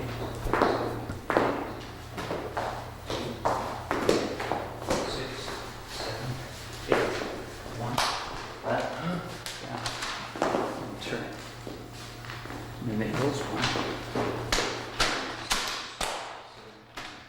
He's a quick study. I think he's got more natural rhythm than I do. I've seen him on SNL in the past, and he always does great dance stuff. I wasn't too worried about it, and he did a good job.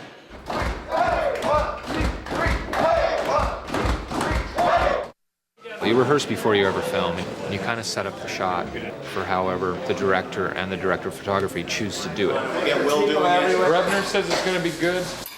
It is going to be good. Once you pick the way you're going to shoot it, then you start doing takes. Find the floor each piece is moving to. Every time you roll the camera, when you call action and when you call cut, it's called a take. And you can do 1 take or you can do 50 takes. The camera will show me talking, and then you'll have a cut and it'll show the other actor talking. So what may only be a minute and a half in film time can take a whole day to shoot because of all the coverage. Wow, that is very sick. That is wonderful. Did you realize? Ah! Yes, it's very sucky indeed. And then usually John, the director, will come back and then give you what are called notes. And this will give them a nice long look at the work release in case you want to go out on that. He'll say, this time do the scene, but I want to see that you play it a little more scared. So then you have to do it again, but you do different versions every time. You might be more scared, you might be more anxious. Wonderful. Tickles. Is that about right? That's exactly, yeah. That's better? More better? That's more better. More better? Well, hello. Well, hello. The pink bar is for me. Green. Green, it's for you. For the elf. Bling. Bling. Is that real fake snow or Real is fake. it fake snow? Come with me. Sorry. Sorry. I made Will walk into an orange cone. Second mark. I think we got it, guys. Let's go one more. One more for fun. You loved that one. You loved it. You loved it. I did. You said, man, I think we got it. guys.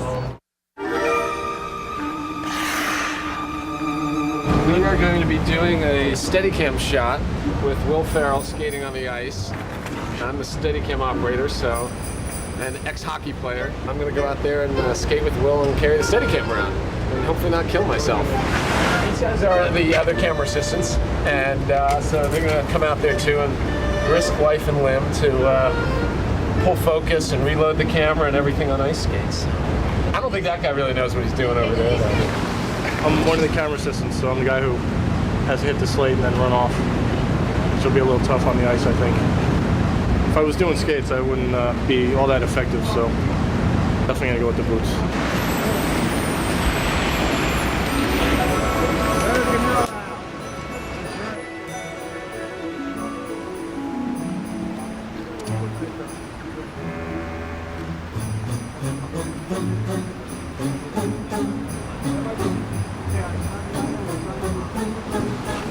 You're sweet. I'm not just saying it because I mean it. You do? Yeah.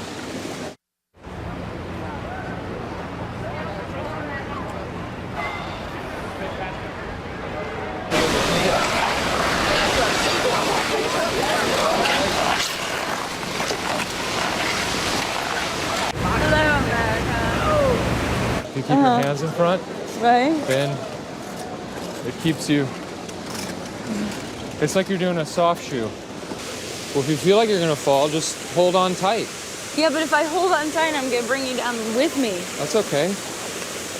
And then you just kind of push from side to side. And then you're gliding along. Just like that. Piece of cake. It is kind of. I mean, literally, like a piece of cake. Like a big Like a piece big piece of cake.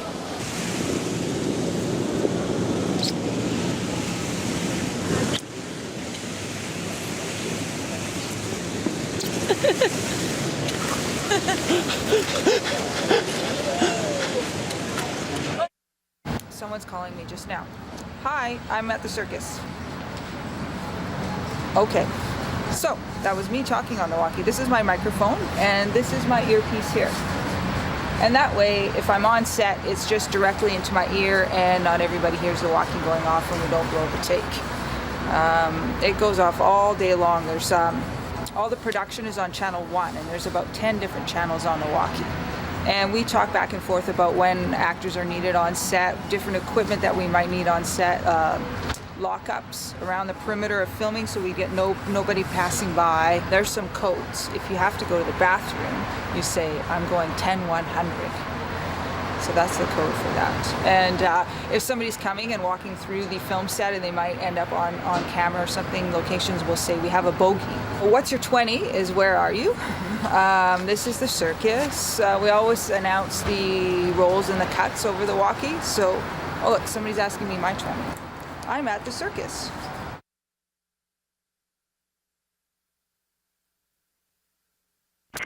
Invite Will in and let's invite Jovi back. That we're putting the hat on and he'll be right out. Okay. Okay, and where's Joey? Right at the entrance. Oh, she's on the ice by the entrance area. Leg stretching. Michael. What? Hey, John and Greg are over here. I'm waiting for Will to come out. Can we just have them for rehearsal? They're getting ready like we're shooting and we're not. I see wiring. Plugging in. See, I'm back. Fantastic.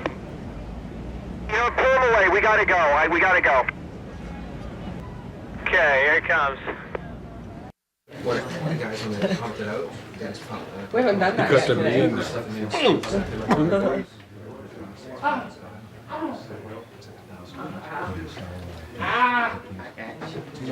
It's coming in, sir. It's coming in. Do I have to do 604?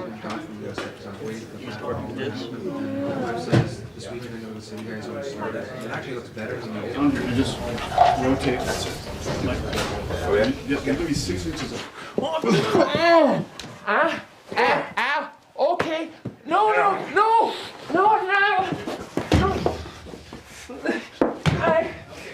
I thought we were. Nice, Will. Ready, and action.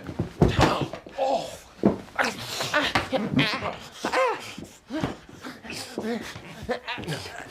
Tuck under the chin more. Ow!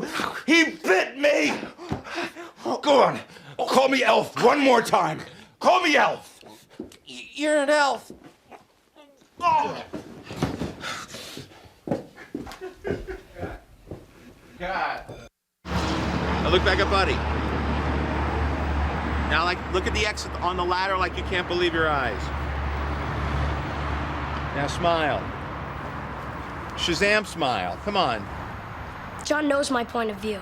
If I'm having a hard time doing something, he knows why. He can help me with anything I might have trouble with, like a tutor in some ways. Throw it, and as soon as you throw it, you look over to Buddy, and you look where he's throwing. He's throwing at that X, you're throwing it at that hat. So If he feels that it's natural, he'll let us do anything we want, and that's how I feel that he's a great director. now look back at Buddy, and smile. Shazam. All right, cut. Run around the Lunkin tunnel. Somewhere. Lincoln tunnel, just laying it. With the left hand. I knew when they left the hotel. Yeah, definitely not good.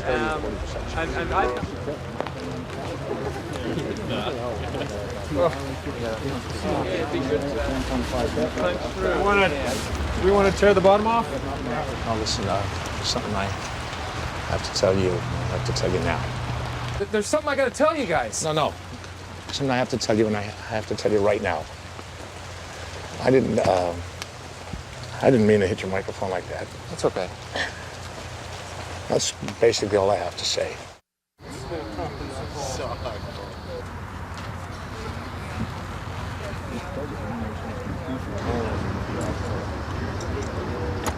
Here's to your son. 315? 487. You're just a liar. Will you pick a 10? Or are you What? Yeah. Of course, I could have changed with all my running through the woods. Or not. At this light, the game is going to start veering off. You guys can start slowing down. You only got between the light and the cop car to slow down. All right, we can just Maloney.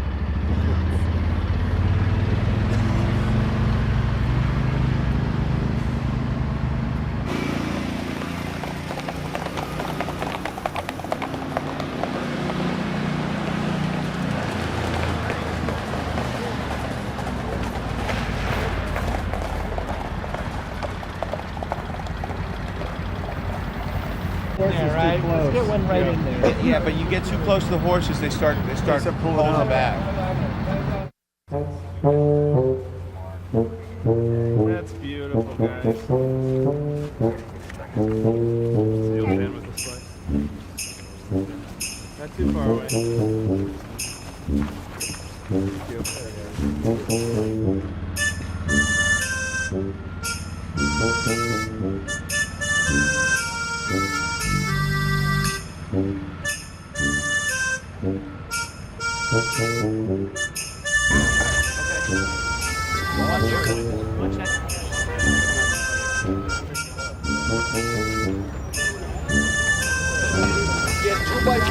when you show, let's see the screws in his head.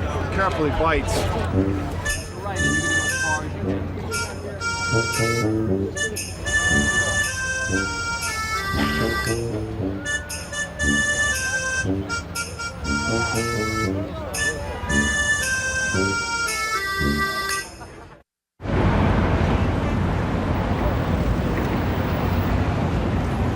It's going to look straight up, so all of you, when you hear action, just look straight over your head. Okay, thank you. All the extras were here at 5, and they'll stay until dawn, until we're done shooting. All kinds of extras get thrown in there, depending on how cold it is, how many wardrobe changes they have, if they bring props. Tonight I have 150. They do all right. They make upwards of 115 per day. The cold, we bear with it. They freeze. We do what we can to make everybody as comfortable as possible, give them breaks, hand warmers, toe warmers, but really they're out here suffering with everybody else. God, it's just awesome. I don't know how they do it. So much fun. Oh, we can. Like a little. I don't know. I'll check it in. Yeah. Action!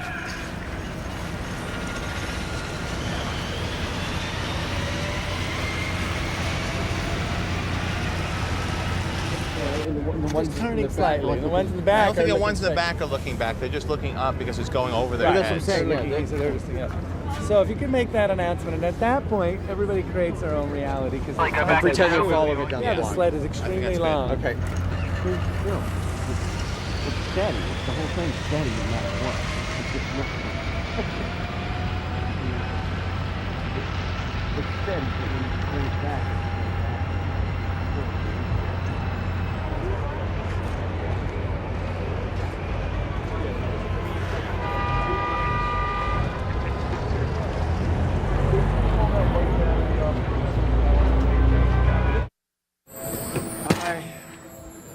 Time to move again.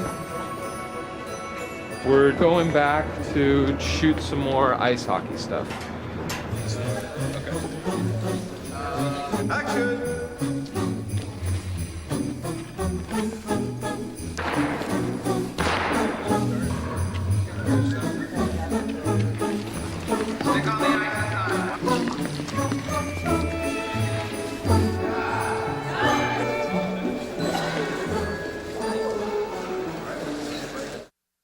It's just a 3D digitizer.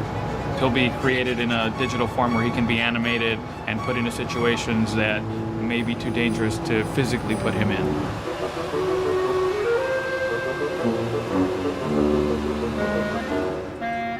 The machine here scanned him with an infrared laser, and we were able to capture him digitally, basically. So now we have a 3D file of Will.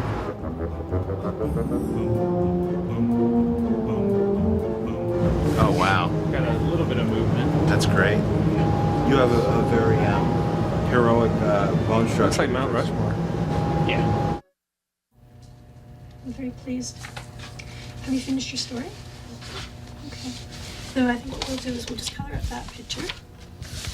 And if you like, we'll do one more math sheet, and then that will be your day. How's that sound? Okay, good. I'm responsible for educating any or all of the children that come onto the movie set as actors, as extras, any of the kids that they bring to us. Right now we have 12 children on set, and we've got 2 teachers working, each with 6 kids. How are you?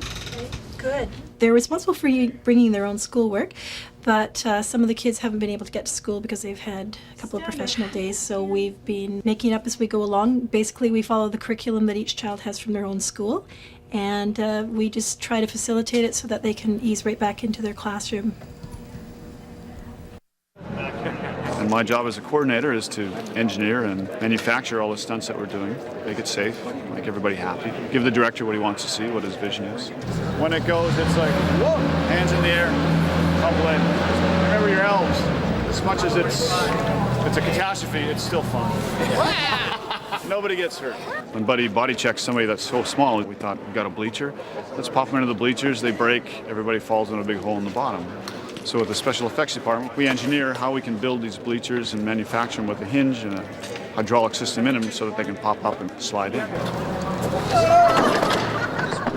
there's about 4 people that I use for stunts. They're new in the industry, they're just starting out, so something like this, it's not really that difficult to do.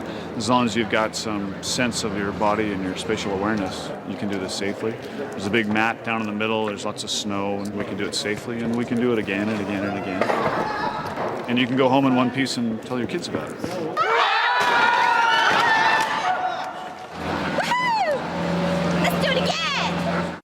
And a background costumer dresses background. I take care of their costumes and maintain the continuity for the show. Some days it can be 2,000 people.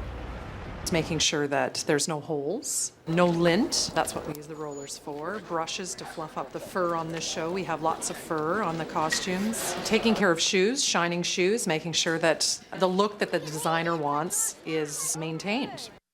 I'm Freddie, otherwise known as the Snowman. And I've never really lived where there's snow, so to me, snow's cool. I mean, we're used to having Christmas Day at 80 degrees. Everyone else, you know, back east in the Midwest and that, their Christmas is a white Christmas. We get all the fun out of the snow and none of the nightmares. Wherever you want it, we'll put it. I'll probably about 80 by 50. Throw a couple of 300-pound blocks into the machine, and it is ground up and pulverized inside of this chamber here. There's paddles that sling it out of the hose, and then we put it where we want. These machines were made to top the railroad cars and the trucks with the produce, and then it was like, oh, wait a minute, we can make snow in California for the studios, and we changed them around a little bit so it makes a little finer snow. Every year, Oscar De La Hoya brings snow to the city of East Los Angeles. Fred is always, ready to help us out. I called him just a couple of weeks ago with all these events going on. He goes, Armando, I'll make it there. I'll make something happen. Always a pleasure. See you next year. See you next year. All right. Last week, we did 2 TV shows for their Christmas shows, and we did 90 tons for them. We're on our way to go do low-income housing, doing their Christmas party. They have a little play area to play in. The month of December is just a month where we're just going constantly. I get to make the snow for the kids, which is great.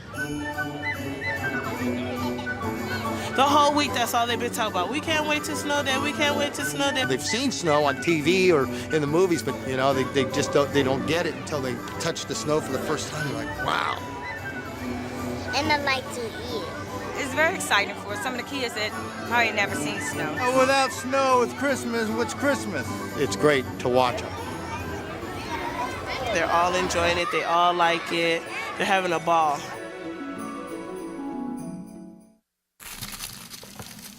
Okay. We re-perform the actors with sound effects. This is our food that never goes bad. These are our chamois. Most people use them to wash their cars with. We use them for food. We both were sound effects assistants. That's how we started out. We just had the knack for it.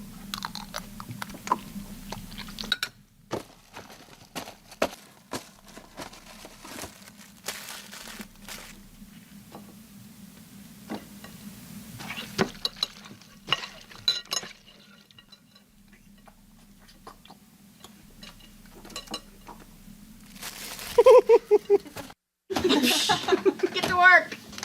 You want to spaghetti with pull the saloon out. Spaghetti inside?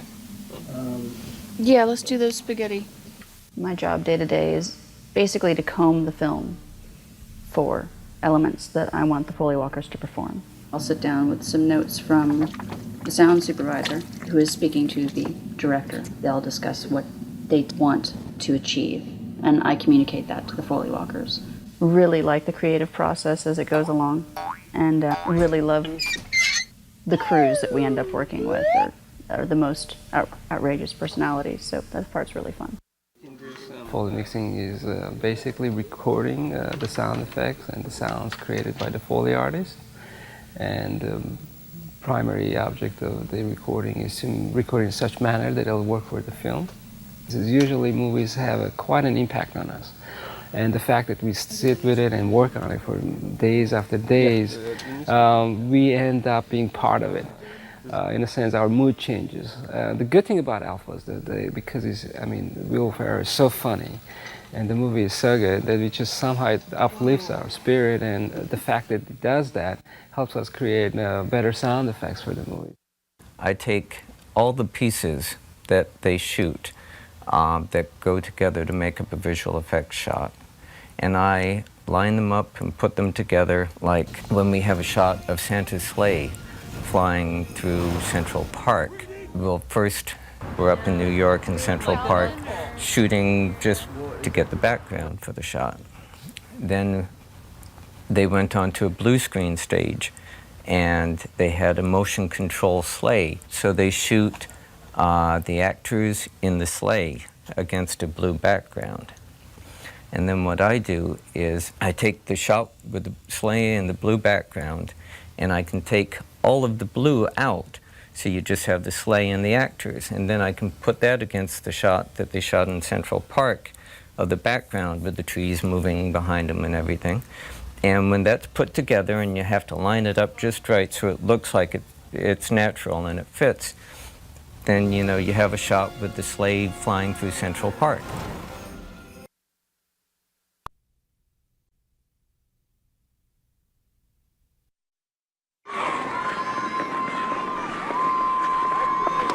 We're getting walloped. Buddy, get in there and do your thing.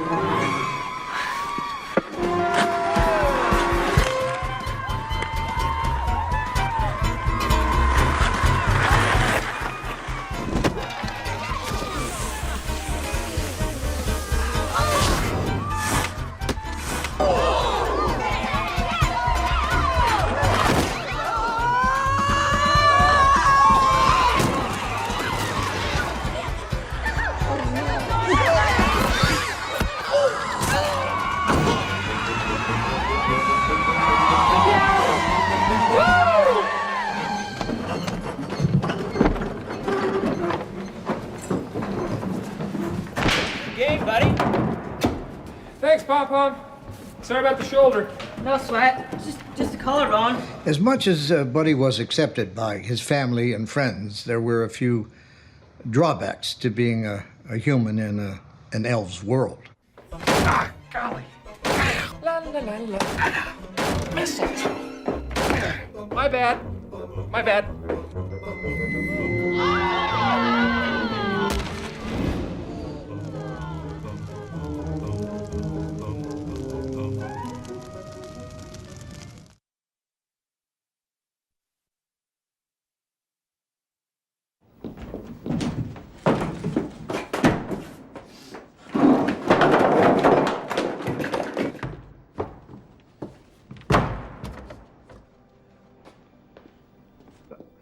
Buddy, are you okay? Go away. Buddy, what's wrong? I'm sorry, Papa. I just need some alone time. Buddy, I think we have to talk. Buddy, come. Sit with your papa.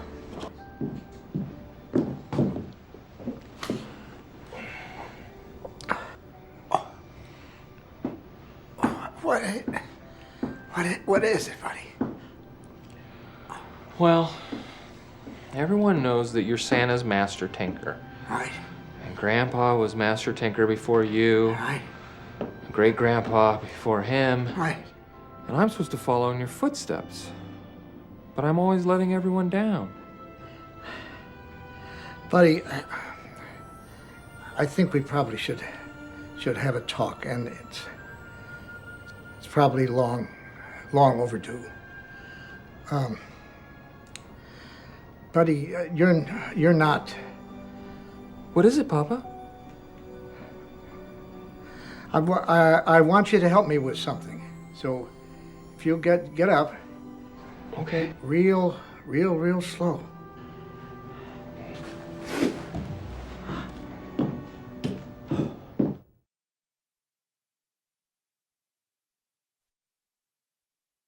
Taking the books back? See, I see what you're trying to do here. You're trying to make me feel bad, when in actuality, you're the one that missed the payments. But we've been trying to get you the money, but it's been so difficult to raise the funding. The children are sponsoring another bake sale next month, so that should help. See, that there is your problem. Look, you can't expect a bake sale to make, solid cash these days. You got these places. You got, Cinnabon, you got Dunkin' Donuts, Starbucks. They all make their own baked goods.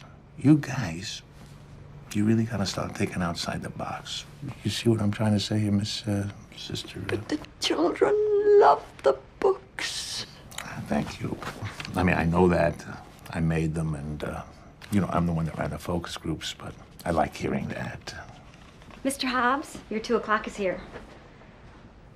Would you please use the intercom? We talked about this. Do you want me to use it now? Because I already told you. Go use it again.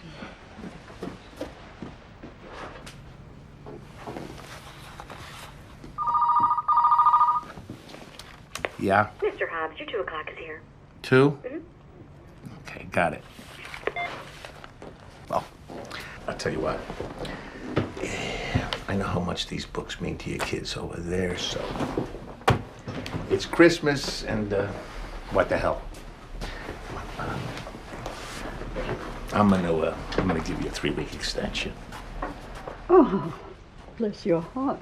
Yours as well.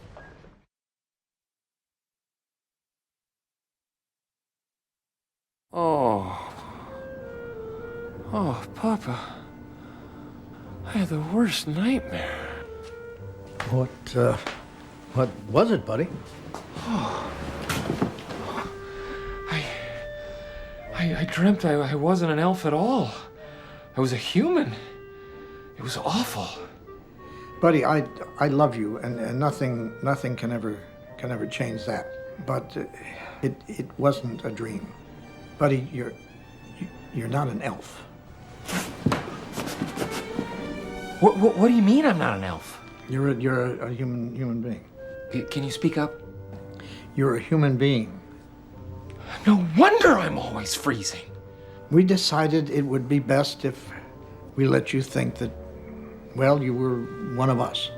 I mean, I felt sure when you cracked 6 feet that, well, it would come up.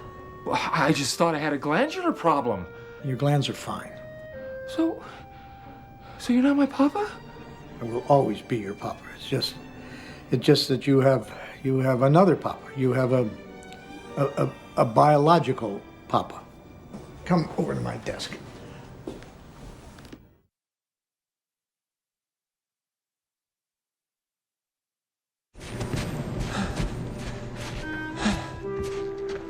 Hello, buddy.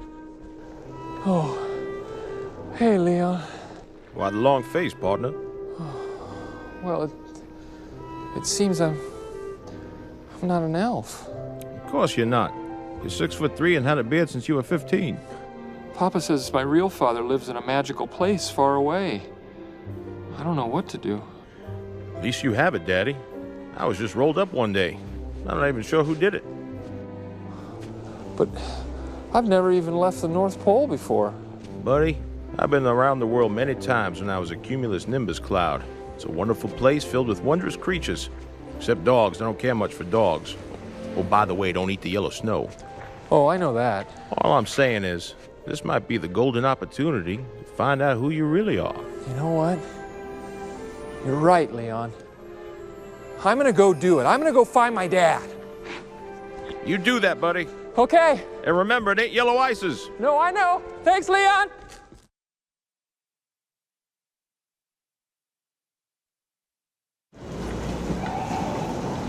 Hi. What are you doing here?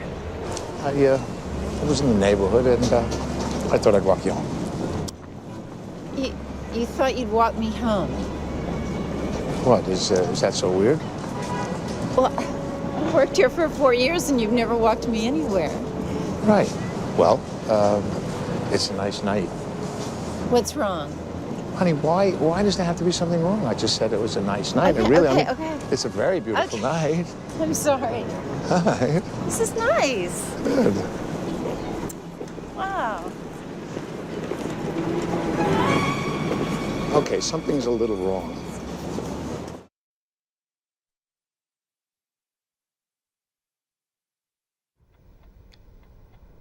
Dad? Dad? Dad? What? I can't go to sleep unless I get tucked in. What? I can't go to sleep unless I get tucked in. I am not gonna tuck you in. I promise I'll go right to sleep. Fine.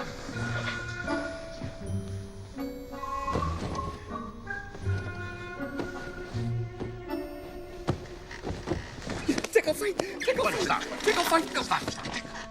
Sorry. Hey, you just lay there and go to sleep. Okay. Okay. Dad? Hmm? I love you. Okay. Go to sleep now. Do you love me? Yeah, sure. Go to sleep now.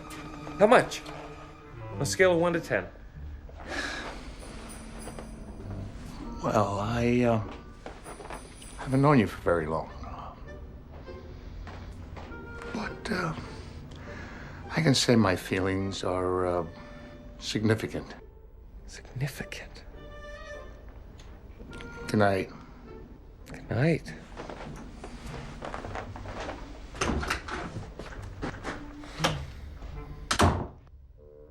Dad?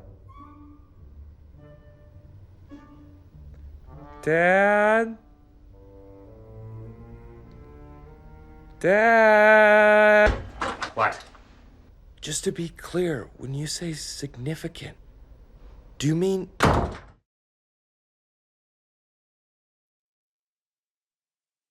You feeling strong, my friend? Call me Elf one more time.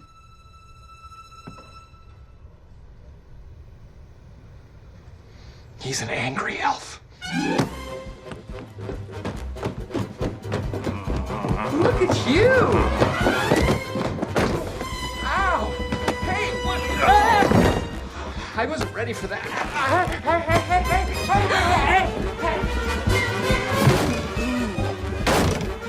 Say it again. Help. Say it again. Help. Say it again. Help.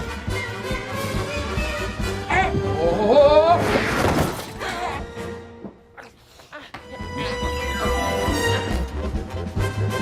Ow! He bit me! Go on. Call me Elf one more time. Call me Elf. You're an elf.